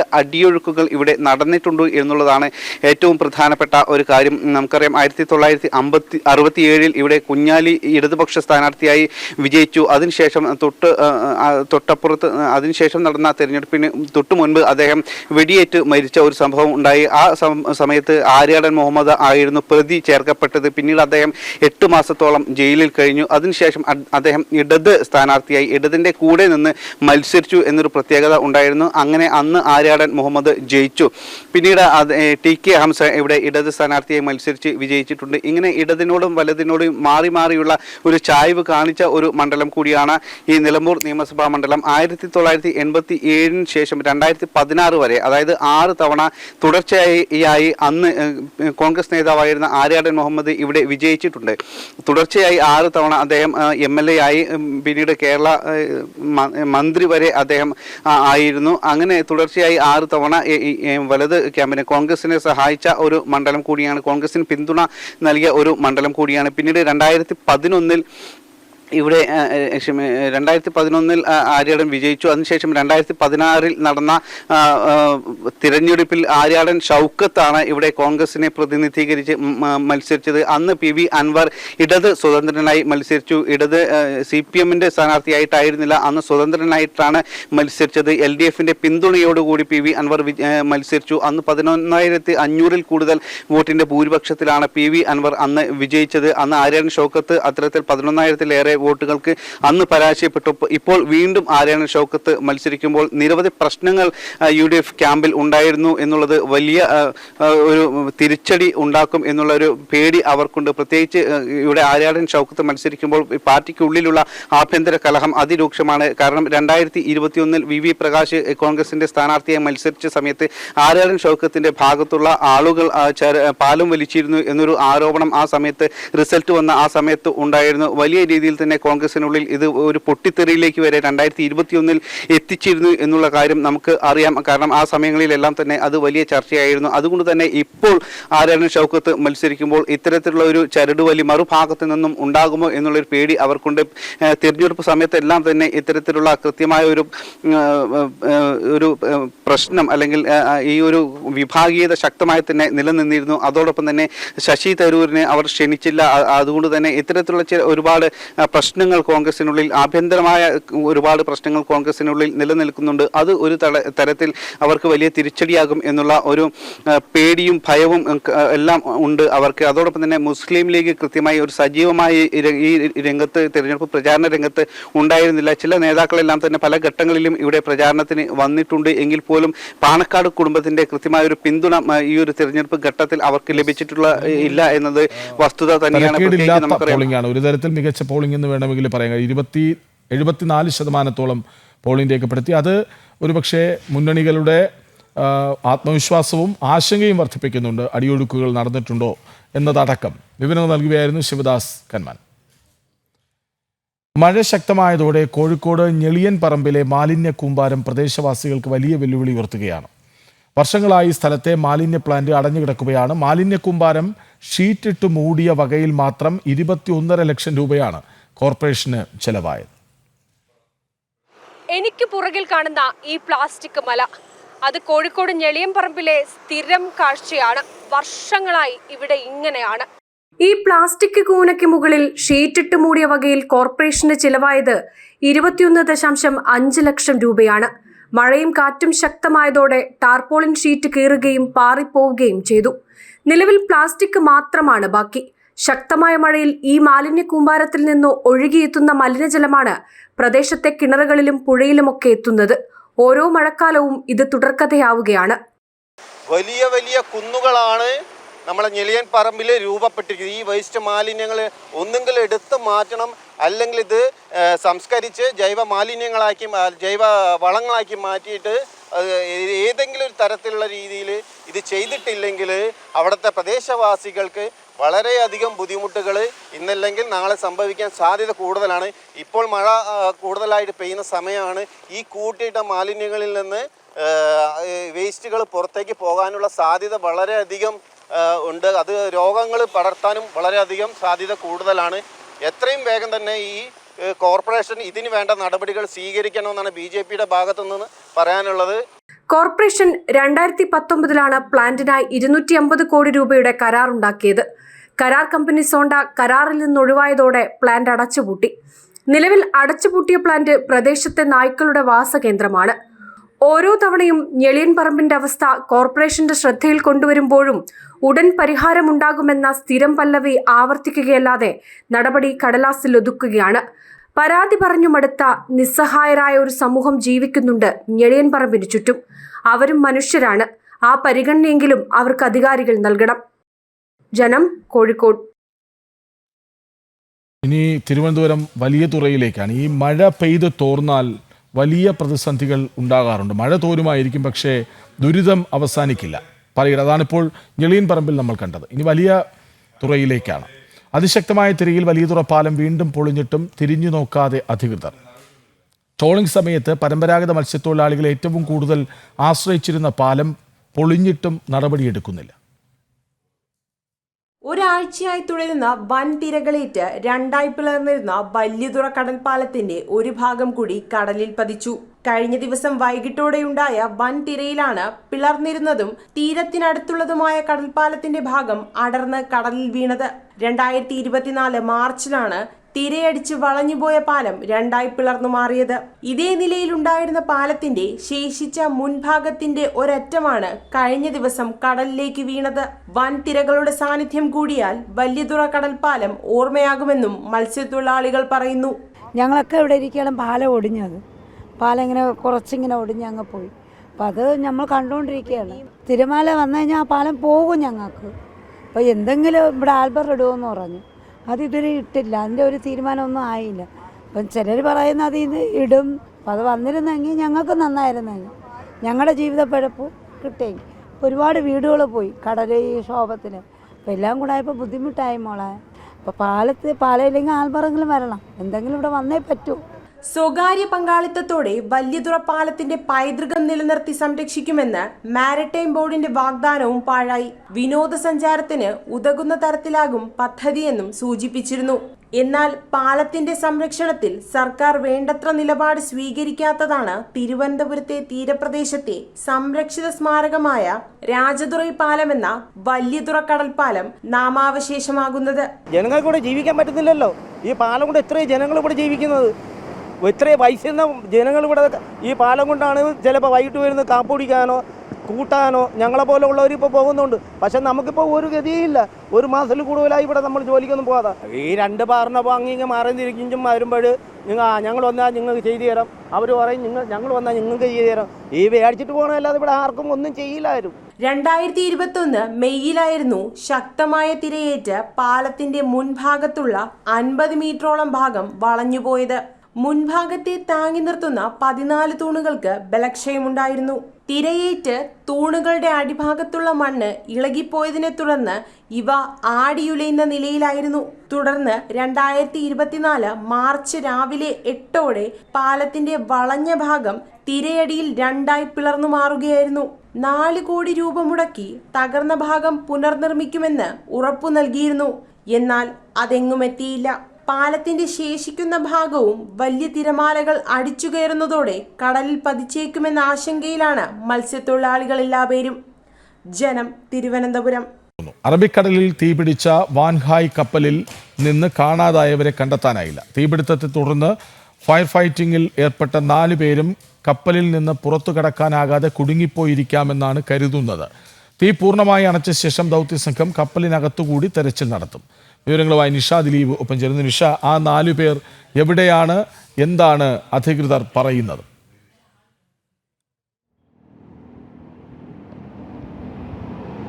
കൃഷ്ണരാജ്, ഈ കാണാതായ 4 ജീവനക്കാരും കപ്പലിനുള്ളിൽ തന്നെ ഉണ്ടാകുമെന്നുള്ള ഒരു നിഗമനത്തിലാണ് രക്ഷാദൗത്യ സംഘമുള്ളത്. മറ്റൊരു പ്രധാന കാര്യം, ഈ കപ്പലിലെത്തി 95% അണയ്ക്കാനായി എന്നാണ് രക്ഷാദൗത്യ സംഘത്തിൻ്റെ വിലയിരുത്തൽ. കഴിഞ്ഞ 11 ദിവസമായി വിശ്രമമില്ലാതെ തുടരുന്ന പ്രവർത്തനങ്ങളാണ്. തീ അണയ്ക്കൽ ഈ രക്ഷാദൗത്യ സംഘത്തെ സംബന്ധിച്ചിടത്തോളം കപ്പലിനുള്ളിൽ കത്തിക്കൊണ്ടിരിക്കുന്ന തീ ആയിരുന്നു ഒരു പ്രധാന വെല്ലുവിളി. ഈ തീ അണയ്ക്കാൻ കഴിഞ്ഞിട്ടുണ്ട് എന്നതാണ് ഏറ്റവും ഒരു ആശ്വാസകരമായി ഇപ്പോൾ രക്ഷാദൗത്യ സംഘം കാണുന്നത്. എന്തായാലും കപ്പലിന് പുറമേ നിന്ന് നോക്കിയാൽ എവിടെയും തീ കാണാനില്ല എന്നാണ് രക്ഷാദൗത്യ സംഘം ഇപ്പോൾ നിലവിൽ വിലയിരുത്തിയിട്ടുള്ളത്. ഇനി കപ്പലിനുള്ളിൽ തീ എവിടെയെങ്കിലും കത്തുന്നുണ്ടോ എന്നറിയാൻ കപ്പലിലിറങ്ങി കൂടുതൽ പരിശോധനകൾ ആവശ്യമാണ്. അതിനായി ഇന്നിപ്പോൾ കാലാവസ്ഥ അനുകൂലമായാൽ ഇന്ന് തന്നെ സാൽവേജ് സംഘം ഹെലികോപ്റ്റർ മുഖേന ഉള്ളിലേക്ക് ഇറങ്ങി പരിശോധന നടത്തും. ഈ കപ്പലിലുണ്ടായിരുന്ന 22 ജീവനക്കാരാണ്. ഇതിൽ 18 പേരെ രക്ഷപ്പെടുത്തി. വിദഗ്ധ ചികിത്സയ്ക്കായി ആശുപത്രിയിൽ കഴിഞ്ഞിരുന്ന ആളുകളിൽ പലരും ആശുപത്രികൾ വിട്ടു തുടങ്ങി. പക്ഷേ ഇനിയും കാണാനുള്ളത് 4 ജീവനക്കാരാണ്. ഇവർ എന്തായാലും കപ്പലിനുള്ളിൽ കുടുങ്ങിക്കിടക്കാം എന്നുള്ള ഒരു നിഗമനത്തിൽ തന്നെയാണ് രക്ഷാദൗത്യ സംഘമുള്ളത്. ഇന്നിപ്പോൾ കപ്പലിലിറങ്ങി പരിശോധന നടത്താനുള്ള ഒരു തയ്യാറെടുപ്പിലാണ് സാൽവേജ് സംഘം. ഇന്നലെ കപ്പൽ കേരള തീരത്ത് നിന്നും 75 നോട്ടിക്കൽ മൈൽ അകലെ വരെ എത്തിയിട്ടുണ്ട് എന്നും രക്ഷാദൗത്യ സംഘം അറിയിച്ചിട്ടുണ്ട്. കൃഷ്ണരാജ്, അറബിക്കടലിൽ തീപിടിച്ച വാൻഹായ് കപ്പലിൽ നിന്ന് കാണാതായവരെ ഇനിയും കണ്ടെത്താനായിട്ടില്ല. കപ്പലിനുള്ളിൽ കുടുങ്ങിക്കിടപ്പുണ്ടോ എന്ന സംശയമാണ് ഇപ്പോൾ പുറത്തു വരുന്നത്. എന്നാൽ തീ പൂർണ്ണമായി അണച്ച ശേഷം മാത്രമേ ദൗത്യസംഘത്തിന് കപ്പലിനകത്ത് തിരച്ചിൽ നടത്താനാകൂ. വിവരങ്ങൾ നൽകുകയായിരുന്നു നിഷ ദിലീപ്. വിമാനങ്ങളിൽ സുരക്ഷാ പരിശോധന കർശനമാക്കിയതിന്റെ പശ്ചാത്തലത്തിൽ 38 അന്താരാഷ്ട്ര സർവീസുകൾ വെട്ടിക്കുറച്ച് എയർ ഇന്ത്യ. ജൂൺ 21-നും ജൂലൈ 15-നും ഇടയിൽ ആഴ്ചയിൽ 38 അന്താരാഷ്ട്ര വിമാന സർവീസുകൾ വെട്ടിക്കുറയ്ക്കുമെന്നും 3 സർവീസുകൾ റദ്ദാക്കുമെന്നും എയർ ഇന്ത്യ അറിയിച്ചു. ഡൽഹി നെയ്റോബി റൂട്ടിലെ 4 സർവീസുകൾ, അമൃത്സർ ലണ്ടൻ ഗോവ ലണ്ടൻ റൂട്ടിലെ 3 വീതം സർവീസുകൾ എന്നിവയാണ് റദ്ദാക്കിയത്. നിയന്ത്രണങ്ങൾ മൂലം ബുദ്ധിമുട്ടിലായ യാത്രക്കാരോട് ക്ഷമ ചോദിച്ച എയർ ഇന്ത്യ ഇവർക്ക് ബദൽ വിമാനങ്ങളിൽ സൗകര്യമൊരുക്കുകയോ അല്ലെങ്കിൽ മുൻഗണന അനുസരിച്ച് മുഴുവൻ പണവും റീഫണ്ട് ചെയ്യുകയോ ചെയ്യാമെന്ന് അറിയിച്ചിട്ടുണ്ട്.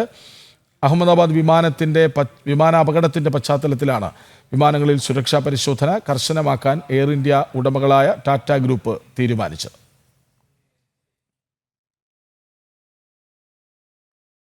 സ്കൂൾ ഉച്ചഭക്ഷണത്തിനായി സംസ്ഥാന സർക്കാർ വകയിരുത്തിയിരിക്കുന്നത് തുച്ഛമായ തുക. ഒരു കുട്ടിക്ക് LP ക്ലാസുകളിൽ ₹6.78 UP ഹൈസ്കൂൾ ക്ലാസുകളിൽ 10 രൂപ 17 പൈസയുമാണ് ഒരു ദിവസത്തേക്ക് അനുവദിക്കുന്നത്. തുച്ഛമായ പണം അനുവദിച്ച ശേഷം ബിരിയാണിയും ഫ്രൈഡ് റൈസും നൽകാനാണ് സർക്കാർ ആവശ്യപ്പെടുന്നത്. പോഷകാഹാര പദ്ധതിയായ പാലിനും മുട്ടയ്ക്കും നൽകുന്ന തുകയും കമ്പോള നിലവാരത്തിനും താഴെയാണ്. സ്വന്തം പോക്കറ്റിൽ നിന്ന് പണമെടുത്താൽ പോലും മുന്നോട്ട് പോകാനാകില്ലെന്നാണ് പ്രധാനാധ്യാപകർ പറയുന്നത്. പണമില്ലെങ്കിൽ പിരിവിനിറങ്ങാനുള്ള സർക്കാർ നിർദ്ദേശത്തിലും പ്രതിഷേധം ശക്തമാണ്. ജനം ബ്രേക്കിംഗ്.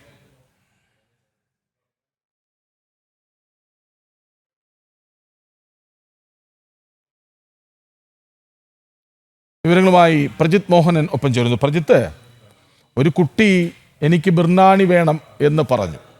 ആ ആഗ്രഹം സാധിച്ചു കൊടുക്കുന്നു എന്ന് സർക്കാർ പറഞ്ഞു. അതുമാത്രമല്ല, മെനു മുന്നോട്ട് വയ്ക്കുകയാണ്. Veg fried rice, veg biryani, lemon biryani, അങ്ങനെയൊക്കെ പറയുന്നുണ്ട്. പക്ഷേ ഒരു കുട്ടിക്ക് LP സ്കൂളിൽ കൊടുക്കുന്നത് 7 രൂപ തികച്ചില്ല. ഹൈസ്കൂൾ UP ക്ലാസ്സുകളിൽ 11 രൂപ തികച്ചില്ല. എന്നിട്ടാണ് ബിരിയാണി കൊടുക്കണം, ഫ്രൈഡ് റൈസ് കൊടുക്കണം എന്നൊക്കെ സർക്കാർ പറയുന്നത്. പൈസ ഇല്ല എന്ന് കൈമലർത്തുമ്പോൾ പ്രധാന അധ്യാപകരുടെ ചുമലിലേക്ക് വയ്ക്കുകയാണ്, നിങ്ങളിത് ചെയ്തോളൂ എന്ന്. അങ്ങനെ പണമിറക്കി വളരെ കഷ്ടതയിലേക്ക് പോയ പ്രധാനാധ്യാപകരെ എനിക്കറിയാം. അതായത് മുഴുവൻ സ്കൂളിലെ അധ്യാപകരുടെ ചുമലിലേക്ക് വയ്ക്കുകയാണോ സർക്കാർ, എന്നിട്ട് ഞങ്ങളിത് ചെയ്തു എന്ന് വീമ്പിളക്കുന്നു, അല്ലേ?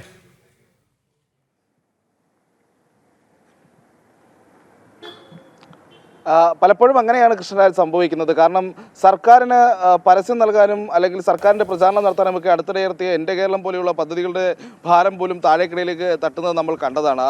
അതിന് സമാനമായ രീതിയിലാണ് അടുത്തിടെ സംസ്ഥാനത്തെ സ്കൂളുകളിലെ മെനു പരിഷ്കരണവുമായി സർക്കാർ രംഗത്ത് വന്നിരുന്നത്. വലിയ പ്രഖ്യാപനമായിരുന്നു. Vegetable fried rice, vegetable biryani, payasam, അങ്ങനെയുള്ള വലിയ പ്രഖ്യാപനങ്ങളൊക്കെ ആയിരുന്നു ആഴ്ചയിൽ ഒരിക്കലും ഇങ്ങനെ നൽകണമെന്നുള്ളത്. അത് ഏതാണ്ട് വലിയ കാര്യം പോലെയാണെന്ന് വിദ്യാഭ്യാസ മന്ത്രി വി ശിവൻകുട്ടി അവതരിപ്പിച്ചതും. ഇതിൽ ഏറ്റവും ശ്രദ്ധേയമായ കാര്യം, ഇത്തരത്തിലൊരു മെനു പരിഷ്കരണം കൊണ്ടുവരണമെങ്കിൽ നിലവിലത്തെ ഈ ചോറും സാമ്പാറും പരിപാടി പോലും നടത്തിക്കൊണ്ടുപോകാൻ വലിയ കഷ്ടപ്പാടിലാണ് സംസ്ഥാനത്തെ പല സ്കൂളുകളിലെയും പ്രഥമാധ്യാപകർ ഉള്ളത് നമുക്ക് അറിയാവുന്നതാണ്.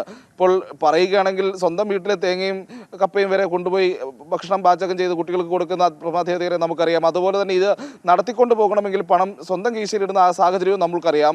അതിന് ഏറ്റവും പ്രധാനപ്പെട്ട പ്രശ്നം എന്ന് പറയുന്നത്, ഈ നിലവിൽ സംസ്ഥാനത്തെ സ്കൂളുകളിൽ ഈ ഉച്ചഭക്ഷണത്തിനുള്ള ഓരോ കുട്ടിക്കും സർക്കാർ നൽകുന്ന വിഹിതം എന്ന് പറയുന്നത് വളരെ കുറവാണ്. അത് LP സ്കൂളുകളിലേക്ക് വരുമ്പോൾ 6 രൂപ 78 പൈസയും UP ഹൈസ്കൂൾ ഭാഗങ്ങളിലേക്കൊക്കെ വരുമ്പോൾ അത് 10 രൂപ 17 പൈസയുമാണ്.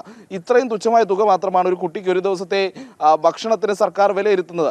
ഇതിൽ നിന്ന് വേണം അരി വാങ്ങാൻ, അതുപോലെ തന്നെ പലവ്യഞ്ജനങ്ങൾ വാങ്ങാൻ. ഇത് അരിയുടെ കടത്തുകൂലി എന്ന് പറയുന്നത് ഇതിനകത്ത് വരുന്നു. മറ്റ് ചെലവുകൾക്കെല്ലാം ഈ തുകയാണ് സർക്കാർ ആകെ വകയിരുത്തിയിരിക്കുന്നത് എന്നുള്ളതാണ്.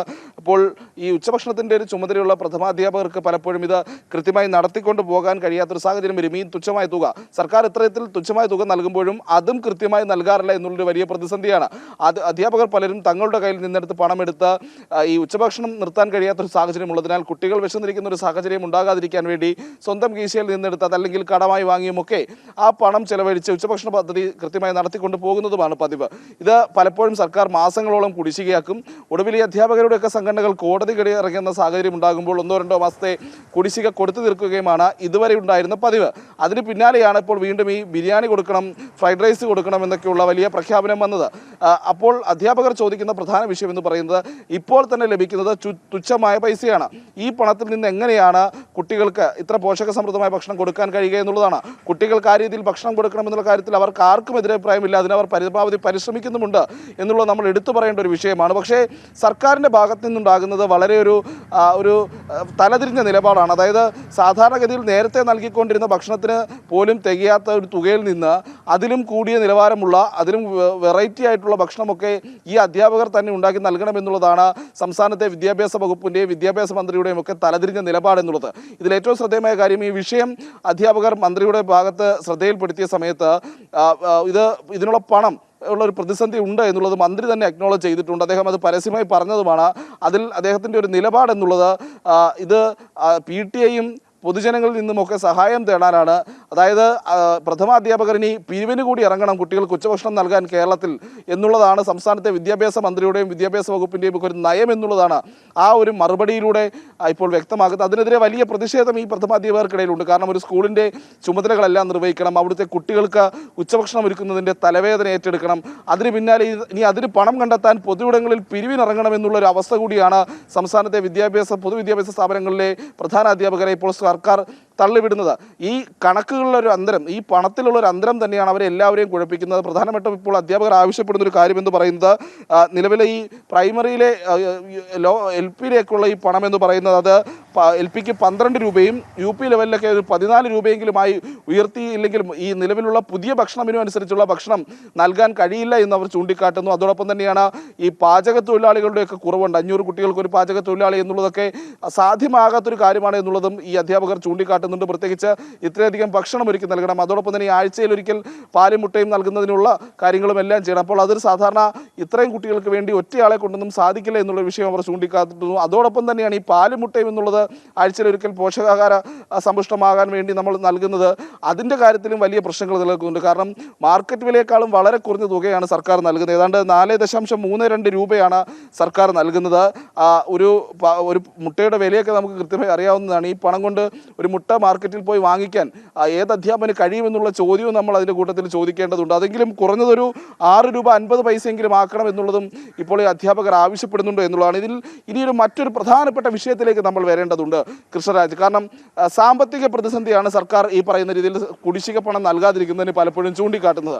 പക്ഷേ ഈ സാമ്പത്തിക പ്രതിസന്ധി എങ്ങനെ ഉണ്ടായി എന്നുള്ളൊരു ചോദ്യം കൂടി അവിടെ പ്രസക്തമായി ഉയർത്തേണ്ടതുണ്ട്. അത് നമ്മൾ മുൻപ് ചെയ്തിട്ടുള്ള പല വാർത്തകളുമായി ചേർന്ന് നിൽക്കുന്ന ഒരു വിഷയം കൂടിയാണ്. കാരണം ഈ ഉച്ചഭക്ഷണം എന്ന് പറയുന്നത് 60% കേന്ദ്രവും 40% സംസ്ഥാനവും ചേർന്ന് നടപ്പിലാക്കുന്ന ഒരു പദ്ധതിയാണ്. പക്ഷേ കഴിഞ്ഞ കുറച്ച് കാലമായി ഇതുമായി ബന്ധപ്പെട്ടിട്ടുള്ള ധനവിനിയോഗ സർട്ടിഫിക്കറ്റ് അത് കേന്ദ്രത്തിന് നൽകുന്നതിൽ സംസ്ഥാനത്തിൻ്റെ ഭാഗത്തു നിന്ന് വലിയ വീഴ്ചകൾ തുടർച്ചയായി സംഭവിക്കുന്നുണ്ട്.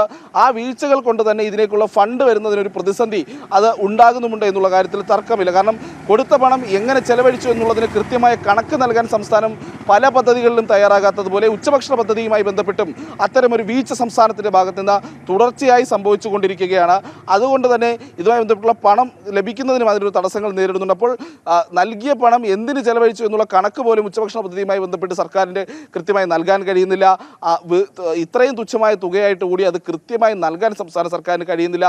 അതിനിടയിൽ നേരത്തെ നമ്മൾ പല വാർത്തകളിലൂടെ ചൂണ്ടിക്കാട്ടിയതുപോലെ ഇഷ്ടക്കാർക്ക് വേണ്ടി കൂടുതൽ ആനുകൂല്യങ്ങളും സഹായങ്ങളും മുഖ്യമന്ത്രി ഹെലികോപ്റ്ററും ഒക്കെ പണം നൽകാൻ സർക്കാരിൻ്റെ വശത്തുണ്ട്.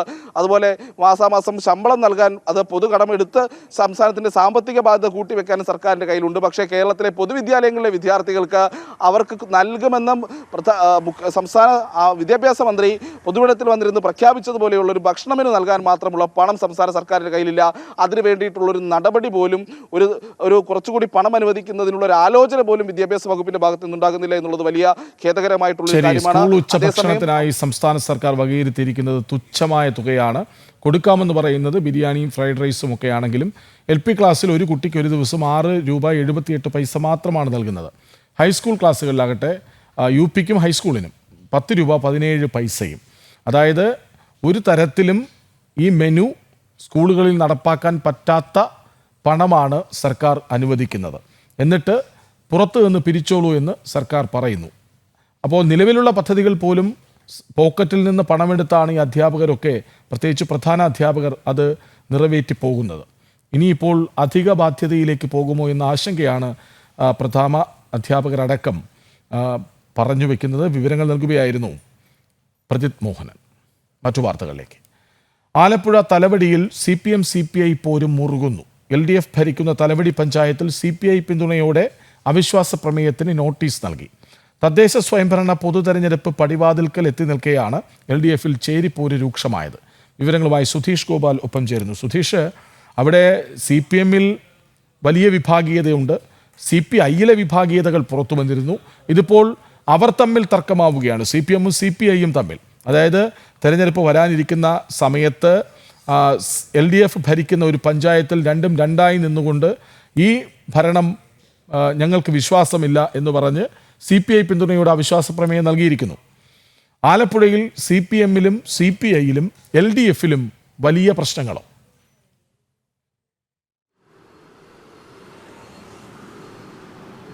കൃഷ്ണരാജ്, അങ്ങനെ തന്നെയാണ്. ഇപ്പോൾ തലവടി പഞ്ചായത്തിൽ CPIയുടെ മെമ്പർ വിനോദ് മത്തായിയുടെ നേതൃത്വത്തിലാണ് ഇപ്പോൾ അവിശ്വാസ പ്രമേയത്തിന് CPMൻ്റെ പഞ്ചായത്ത് പ്രസിഡന്റും CPMൻ്റെ വൈസ് പ്രസിഡന്റിനുമെതിരെ ഇപ്പോൾ നോട്ടീസ് നൽകിയിരിക്കുന്നത്.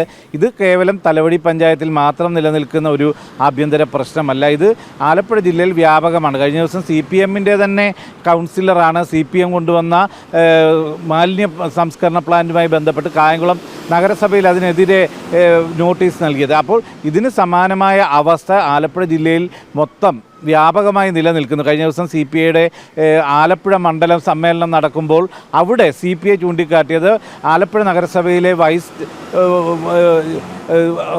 ഹുസൈൻ എന്ന വ്യക്തി, അത് CPIയുടെ നേതാവാണ്, അദ്ദേഹമാണ് ഇവിടുത്തെ നഗരസഭാ വൈസ് ചെയർമാൻ. നഗരസഭാ വൈസ് ചെയർമാൻ ഒരു തരത്തിലും പ്രവർത്തന സ്വാതന്ത്ര്യം നൽകുന്നില്ല, CPM ഏകപക്ഷീയമായി ഭരണം കൊണ്ടുപോകുന്നു എന്ന ഒരു ആക്ഷേപം CPI ഉന്നയിച്ചിരുന്നു. അതിൻ്റെ പേരിൽ വലിയ രീതിയിലുള്ള വിമർശനം നഗരസഭാ ഭരണത്തിനെതിരെ അടക്കം ഉന്നയിക്കുകയും ചെയ്തിരുന്നു. ആ ഒരു സാഹചര്യത്തിൽ തന്നെയാണ് ഇപ്പോൾ തലവടി ഗ്രാമപഞ്ചായത്തിൽ പ്രസിഡന്റിനും വൈസ് പ്രസിഡന്റിനുമെതിരെയുള്ള അവിശ്വാസ പ്രമേയ നോട്ടീസ് CPIയുടെ നേതൃത്വത്തിൽ നൽകിയിരിക്കുന്നു എന്നത്. അത് വിനോദ് മത്തായിയാണ് പഞ്ചായത്ത് പ്രസിഡന്റായിട്ടുള്ള ഗായത്രി B നായർക്കും ജോജി എബ്രഹാമിനുമെതിരെ അവിശ്വാസ പ്രമേയ നോട്ടീസ് നൽകുന്നത്. ഇവിടെ 15 അംഗങ്ങളാണ് പഞ്ചായത്തിലുള്ളത്. അതിൽ 6 പേര് CPMൻ്റെ അംഗങ്ങളും 3 പേർ LDF സ്വതന്ത്രരുമാണ്. ഒരു കേരള കോൺഗ്രസ് മാണി ഗ്രൂപ്പിൻ്റെയും ഒരു CPIയുടെയും അംഗമാണുള്ളത്. കോൺഗ്രസിന് 2 പേരും അതിനു പുറമെ കേരള കോൺഗ്രസിന് ഒരാളുമുണ്ട്, BJPക്കും ഒരു കൗൺസിലറുണ്ട്. ഈ ഒരു സാഹചര്യത്തിൽ സാധാരണ രീതിയിൽ അവിശ്വാസ പ്രമേയ നോട്ടീസ് നൽകിയാലും അത് വോട്ടെടുപ്പിലേക്ക് വന്നാൽ അത് വിജയിക്കാൻ സാധ്യതയില്ലാത്തതാണ്. എന്നാൽ ഇവിടെ മറ്റ് CPMൻ്റെ അംഗങ്ങൾ ഒഴികെ ബാക്കി എല്ലാവരും CPMൻ്റെ ഈ ഏകപക്ഷീയമായ പോക്കിന് എതിരായ ഒരു വികാരത്തിൽ നിൽക്കുന്നു എന്നതാണ് അവിടെ ഒരു ഭരണമാറ്റ സാധ്യത നിലനിൽക്കുന്നത്. അവർ ഏറ്റവും പ്രധാനമായി ചൂണ്ടിക്കാണിക്കുന്നത് ഇപ്പോൾ സ്വന്തമായി തലവടി പഞ്ചായത്തിന് ഒരു പഞ്ചായത്ത് ഓഫീസ് പോലുമില്ല. ഇപ്പോൾ വാടക കെട്ടിടത്തിലാണ് പ്രവർത്തിക്കുന്നത്. അത് പുതിയൊരു കെട്ടിടം പണിയാനുള്ള കാര്യങ്ങളിൽ പോലും ഒരു കൃത്യമായ ഒരു മുന്നോട്ട് പോക്ക് ഉണ്ടാവാത്ത ഒരു പഞ്ചായത്ത് ഭരണസമിതി നിലനിൽക്കുന്നു. ഇതേ സാഹചര്യത്തിൽ വിവിധ പദ്ധതികളുമായി ബന്ധപ്പെട്ട് വ്യാപകമായ അഴിമതി നിലനിൽക്കുന്നു. കാർഷിക മേഖലയുമായി ബന്ധപ്പെട്ട പ്രവർത്തനങ്ങളിൽ പഞ്ചായത്തിന് അതിനുവേണ്ട സഹായങ്ങൾ ചെയ്യാൻ സാധിക്കുന്നില്ല. കുടിവെള്ള പ്രശ്നം രൂക്ഷമാണ്. പഞ്ചായത്ത് റോഡുകൾ തകർന്നു കിടക്കുന്നു. ഇത്തരം അടിസ്ഥാന പ്രശ്നങ്ങൾ എല്ലാം ചൂണ്ടിക്കാട്ടി അതോടൊപ്പം തന്നെ അഴിമതി പദ്ധതികളിലെല്ലാം തന്നെ അഴിമതി, കെടുകാര്യസ്ഥത ഇതെല്ലാം ചൂണ്ടിക്കാട്ടിക്കൊണ്ടാണ് CPI അംഗത്തിൻ്റെ നേതൃത്വത്തിൽ ഇപ്പോൾ അവിശ്വാസ പ്രമേയ നോട്ടീസ് നൽകിയിട്ടുള്ളത്. ഇതേ സാഹചര്യത്തിൽ തന്നെ നമുക്കറിയാം, കുട്ടനാട്ടിൽ CPM വിട്ടുവരുന്നവർ CPIയിലേക്ക് വരുന്നു, CPI വിട്ടുപോകുന്നവർ CPMലേക്ക് പോകുന്നു. അത്തരം വലിയ ഒരു തർക്കവും സംഘർഷവും വരെ നിലനിൽക്കുന്നു. ആ ഒരു സാഹചര്യം, അത് പരസ്പരം CPM CPI സംഘർഷങ്ങൾ വ്യാപകമായ ഒരു മേഖല കൂടിയാണ് കുട്ടനാട്. അതേ കുട്ടനാട്ടിലാണ് ഇപ്പോൾ തലവടി പഞ്ചായത്തിൽ CPM അംഗം പ്രസിഡന്റിനും വൈസ് പ്രസിഡന്റിനുമെതിരെ CPIയുടെ നേതൃത്വത്തിൽ അവിശ്വാസ പ്രമേയ നോട്ടീസ് നൽകുന്നത്. ഇത് മൊത്തത്തിൽ ആലപ്പുഴ ജില്ലയിൽ നിൽക്കുന്ന CPM CPI പോര് രൂക്ഷമാക്കുന്നതാണ് എന്നുകൂടി നമുക്ക് വിലയിരുത്തേണ്ടി വരും. മന്ത്രി സജി ചെറിയാൻ്റെ മണ്ഡലത്തിൽ ചെറിയനാട് അടക്കം CPMൽ നിന്നും അംഗങ്ങൾ CPIയിലേക്ക് പോകുന്ന സാഹചര്യമുണ്ടായിരുന്നു. കായംകുളത്ത് സമാന സാഹചര്യമുണ്ടായി. അതിന് പുറമെയാണ് കുട്ടനാട്ടിൽ അതിരൂക്ഷമായി നിലനിൽക്കുന്ന കുട്ടനാടൻ മേഖലയിൽ നിരവധി പേരാണ് CPM വിട്ട് CPIയിലേക്ക് പോയത്. അതിൻ്റെ പേരിലാണ് സംഘർഷമുണ്ടായത്. അതിന് പിന്നാലെയാണ് ഇപ്പോൾ തലവടി പഞ്ചായത്തിലെ CPM CPI പോര് നിൽക്കുന്നത്. ഇതേ സാഹചര്യത്തിൽ തന്നെ കുട്ടനാട് MLAക്കെതിരെ CPM തന്നെ രംഗത്ത് വരുന്ന വിമർശനം ഉന്നയിക്കുന്ന സാഹചര്യങ്ങൾ ഉണ്ടാകുന്നു. അങ്ങനെ ഘടകകക്ഷികൾ മൊത്തത്തിൽ CPMുമായി അകലുന്ന ഒരു സാഹചര്യം. ഘടകകക്ഷികളെ CPM വിമർശിക്കുന്നു, CPMനെ സർക്കാരിനെയും ഘടകകക്ഷികൾ വിമർശിക്കുന്നു. അത്തരത്തിൽ വലിയ ഒരു പ്രതിസന്ധിയിലേക്കാണ് പോകുന്നത്. അത് പഞ്ചായത്ത് തെരഞ്ഞെടുപ്പിലെ തദ്ദേശ സ്വയംഭരണ തെരഞ്ഞെടുപ്പ് പടിവാതുക്കൾ എത്തി നിൽക്കുമ്പോഴാണ് ഈ അവസ്ഥ. അതിന് തൊട്ടു പിന്നാലെ തന്നെ നിയമസഭാ തെരഞ്ഞെടുപ്പും വരുന്നു. അത് എല്ലാം നോക്കിക്കാണുമ്പോൾ CPMനുള്ളിൽ കടുത്ത ഭിന്നതയുണ്ട്, നമുക്കറിയാം. അതിനു പുറമെ CPIയിലും കഴിഞ്ഞ ദിവസം സംസ്ഥാന സമ്മേളനം നടക്കുന്ന ആലപ്പുഴ മണ്ഡലത്തിൽ പോലും അവിടെ സമ്മേളനം പൂർത്തീകരിക്കാൻ കഴിയാത്ത ഒരു സാഹചര്യം, അഡ്ഹോക് കമ്മിറ്റിയെ വെക്കുന്ന സാഹചര്യം CPIയിൽ ഉണ്ടാകുന്നു. അതിന് പിന്നാലെ ആഭ്യന്തര പ്രശ്നങ്ങൾ LDFിലാകെ തന്നെ പ്രശ്നം സൃഷ്ടിക്കുന്നു എന്നതാണ് നമുക്ക് കാണാൻ കഴിയുന്നത്. കൃഷ്ണരാജ്, ശരി. ആലപ്പുഴ തലവടിയിൽ CPM CPI പോര് രൂക്ഷമാകുന്നു. ഇരു പാർട്ടികളിലും വിഭാഗീയത രൂക്ഷമാണ്. അതിന് പുറമെയാണ് അവർ തമ്മിലുള്ള പ്രശ്നം രൂക്ഷമാകുന്നത്. ഒരു LDF ഭരിക്കുന്ന ഒരു പഞ്ചായത്തിൽ CPI പിന്തുണയോട് അവിശ്വാസം വരുന്നു എന്ന് കേൾക്കുമ്പോൾ എത്രമാത്രം ശത്രുതയിലാണ് അവർ എന്ന് ഓർക്കണം. വിവരങ്ങൾ നൽകുകയായിരുന്നു സുധീഷ് ഗോപാൽ. കോഴിക്കോട് മലാപ്പറമ്പ് പെൺവാണിഭ കേസിലെ പ്രതികളായ പോലീസുകാർക്ക് ജാമ്യം ലഭിച്ചത് പോലീസിന്റെ ഒത്തുകളിയെന്ന ആക്ഷേപം. പോലീസുകാർക്കെതിരെ കൃത്യമായ വകുപ്പുകൾ ചേർക്കാത്തതിനാൽ ജാമ്യം ലഭിച്ചെന്നാണ് ആക്ഷേപം. എന്നാൽ പ്രതികളായ പോലീസുകാർക്ക് ജാമ്യം നൽകിയ നടപടി പുനഃപരിശോധിക്കണമെന്നാവശ്യപ്പെട്ട് കോടതിയെ സമീപിക്കുമെന്ന് സിറ്റി പോലീസ് അറിയിച്ചു. വിവരങ്ങളുമായി ഗോകുൽ കെ വേണുഗോപാൽ ഒപ്പം ചേരുന്നു. ഗോകുൽ, പ്രതികളായ പോലീസുകാർക്ക് ജാമ്യം ലഭിക്കുന്നു, അതിന് കാരണം പോലീസിനുള്ളിലെ ഒത്തുകളിയെന്ന് പറയുന്നു. എന്നാൽ സിറ്റി പോലീസ് പറയുന്നു ഈ നടപടി പുനഃപരിശോധിക്കണമെന്നാവശ്യപ്പെട്ട് കോടതിയെ സമീപിക്കും എന്ന്. ആരാണ് ഈ പ്രതികൾക്കൊപ്പം എന്നാണ് ഇനി അറിയേണ്ടത്.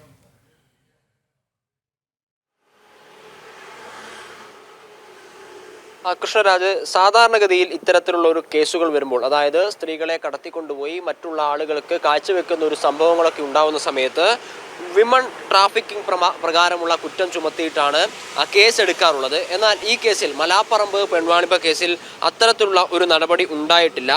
ഇമ്മോറൽ ട്രാഫിക്കിംഗ് പ്രിവെൻഷൻ ആക്ട് പ്രകാരമാണ് ഈ പ്രതികൾക്കെതിരെ കേസെടുത്തത്. അതിനാലാണ് ഇവർക്ക് ജാമ്യം ലഭിക്കാൻ ഇടയായത് എന്നൊരു ആക്ഷേപമാണ് പോലീസുകാർക്കെതിരെ ഉയരുന്നത്. നേരത്തെ തന്നെ ഈ പോലീസുകാർക്ക് ഒളിവിൽ കഴിയാൻ ഉൾപ്പെടെയുള്ള സഹായം പോലീസിന്റെ ഭാഗത്തു നിന്നുണ്ടായിരുന്നു എന്നൊരു ആരോപണമുണ്ട്. കാരണം ഈ ജാമ്യം കിട്ടുന്ന കേസായിരുന്നുവെങ്കിൽ പോലീസുകാർ എന്തിന് ഒളിവിൽ പോയി എന്നൊരു ചോദ്യം വരുന്നുണ്ട്.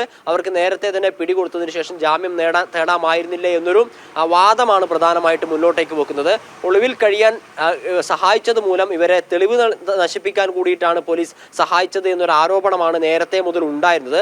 അതോടൊപ്പം തന്നെയാണ് ഇപ്പോൾ വളരെ പെട്ടെന്ന് ഈ ജാമ്യം ലഭിക്കുന്ന ഒരു സാഹചര്യം ഉണ്ടായ സമയത്ത് ഇത്തരത്തിൽ ഈ പോലീസുകാർക്കെതിരെ നടത്തിയ ഇടപെടൽ, അല്ലെങ്കിൽ കേസ് രജിസ്റ്റർ ചെയ്തുള്ള FIR രജിസ്റ്റർ ചെയ്തതിൽ വകുപ്പ് ചാർത്തിയതിൽ ഒരു കൃത്യവിലോപം പോലീസിന്റെ ഭാഗത്തു നിന്നുണ്ടായി എന്നൊരു ആരോപണം പ്രധാനമായിട്ട് മുന്നോട്ടേക്ക് വെക്കുന്നത്. കാരണം ഈ പെൺവാണിഭ സംഘത്തെ നയിച്ചത്, അല്ലെങ്കിൽ അവർക്ക് ആവശ്യമായ സഹായങ്ങൾ ചെയ്തു കൊടുത്തത്, അവർക്ക് വിവരങ്ങൾ ലഭ്യമാക്കി കൊടുത്തത് പോലീസാണ്. പോലീസിന്റെ സഹായത്തോടു കൂടി നിരവധി വർഷത്തോളം കാലം ഇത്തരത്തിലൊരു പെൺവാണിഭ സംഘത്തിന് പ്രവർത്തിക്കാൻ സാധിച്ചു എന്നൊരു ആരോപണം ശക്തമായി വന്നിരുന്നു. ആദ്യം തന്നെ ഈ 6 പേരെ അറസ്റ്റ് ചെയ്ത സമയത്ത് നടത്തിപ്പുകാരും അല്ലെങ്കിൽ ഇടപാടുകാരുമായിട്ടുള്ള ആളുകൾ അറസ്റ്റ് ചെയ്യപ്പെട്ട സമയത്ത് തന്നെ പോലീസുകാർക്ക് പങ്കുണ്ട് എന്നൊരു സംശയമൊക്കെ ഉണ്ടായിരുന്നു. തുടർന്ന് നടത്തിയ അന്വേഷണത്തിലാണ് സിറ്റി പോലീസിലെ 2 ഡ്രൈവർമാർക്ക് ഈ കേസിൽ പങ്കുണ്ട് എന്നും അവരെ പ്രതി ചേർക്കുകയും ഒക്കെ ചെയ്തിട്ടുള്ളത്. പക്ഷേ ഇവരെ പിടികൂടാൻ ഒരു കാലതാമസം ഉണ്ടായി. ഈ കേസ് ഉണ്ടായതിനു ശേഷം 5 ദിവസത്തിന് ശേഷം മാത്രമാണ് താമരശ്ശേരിയിൽ നിന്ന് ഇവരെ പിടികൂടിയിട്ടുള്ളത്. പിടികൂടിയതിനു ശേഷവും ഇവർക്കെതിരെ ചാർത്തിയിട്ടുള്ള വകുപ്പ് കൃത്യമായി ഇവർക്ക് ശിക്ഷ ലഭിക്കാൻ തക്കതായ വകുപ്പല്ല എന്നൊരു ആരോപണവും ആക്ഷേപവും ഒക്കെ വരുന്നു. അതേസമയത്ത് തന്നെ ഈ ആരോപണത്തെ സിറ്റി പോലീസ് നിഷേധിക്കുന്നുണ്ട്. കാരണം തങ്ങൾ കോടതിയിൽ ഇവർക്ക് ജാമ്യം കൊടുക്കരുത് എന്നും ഇവരെ കസ്റ്റഡിയിൽ വാങ്ങി ചോദ്യം ചെയ്യേണ്ട ആവശ്യമുണ്ട് എന്ന തരത്തിലുള്ള കാര്യമാണ് കോടതിയെ ധരിപ്പിച്ചത് എന്നാണ് city police commissioner Arun K Pavithran പറയുന്നത്. അതോടൊപ്പം തന്നെ ഇവർക്ക് ജാമ്യം നൽകിയിട്ടുള്ള കോടതിയുടെ നടപടി റദ്ദാക്കണമെന്ന് ആവശ്യപ്പെട്ടുകൊണ്ട് വീണ്ടും കോടതിയെ സമീപിക്കുമെന്നും സിറ്റി പോലീസ് കമ്മീഷണർ പറയുന്നു. അതായത് ഇത്തരത്തിലും ആരോപണത്തിനും ആക്ഷേപത്തിനും യാതൊരു തരത്തിലുള്ള അടിസ്ഥാനവുമില്ല. ഈ കേസിനെ വേണ്ട രീതിയിൽ തന്നെയാണ് പോലീസ് സമീപിച്ചിട്ടുള്ളത്. പോലീസുകാർക്ക് ജാമ്യം ലഭിക്കണമെന്നുള്ളത് തങ്ങളുടെ താല്പര്യമായിരുന്നില്ല. ഇവരെ പിടികൂടാൻ ആവശ്യമായിട്ടുള്ള നടപടികൾ ദ്രുതഗതിയിൽ തന്നെ പോലീസ് നടത്തി എന്നൊരു കാര്യം കൂടി പോലീസ് പറയുന്നുണ്ട്. അതിന്റെ കൂട്ടി ഇവർ പറയുന്നത് എന്താണെന്ന് വെച്ച് കഴിഞ്ഞാൽ ഇവർക്കിപ്പം ജാമ്യം നൽകിയിട്ടുള്ള കോടതിയുടെ നടപടി റദ്ദാക്കണമെന്ന് ആവശ്യപ്പെട്ടുകൊണ്ട് അപ്പീൽ നൽകുമെന്നാണ് പറഞ്ഞിട്ടുമുള്ളത്. കൃഷ്ണരാജ്, കൂട്ടിക്കൽ ഉരുൾപൊട്ടൽ ദുരന്തബാധിതർക്ക് സേവാഭാരതി നിർമ്മിച്ചു നൽകുന്ന വീടുകൾ തയ്യാറായി. 8 വീടുകൾ ഗവർണർ രാജേന്ദ്ര വിശ്വനാഥ് അർലേക്കർ ജൂൺ 23-ന് സമർപ്പിക്കും. സേവാഭാരതിയുടെ തലചായ്ക്കാൻ ഒരിടം പദ്ധതിയുടെ ഭാഗമായാണ് വീടുകൾ നിർമ്മിച്ചു നൽകുന്നത്. വീണ്ടും ഒരു മനസ്സിനെ തൊടുന്ന വാർത്ത.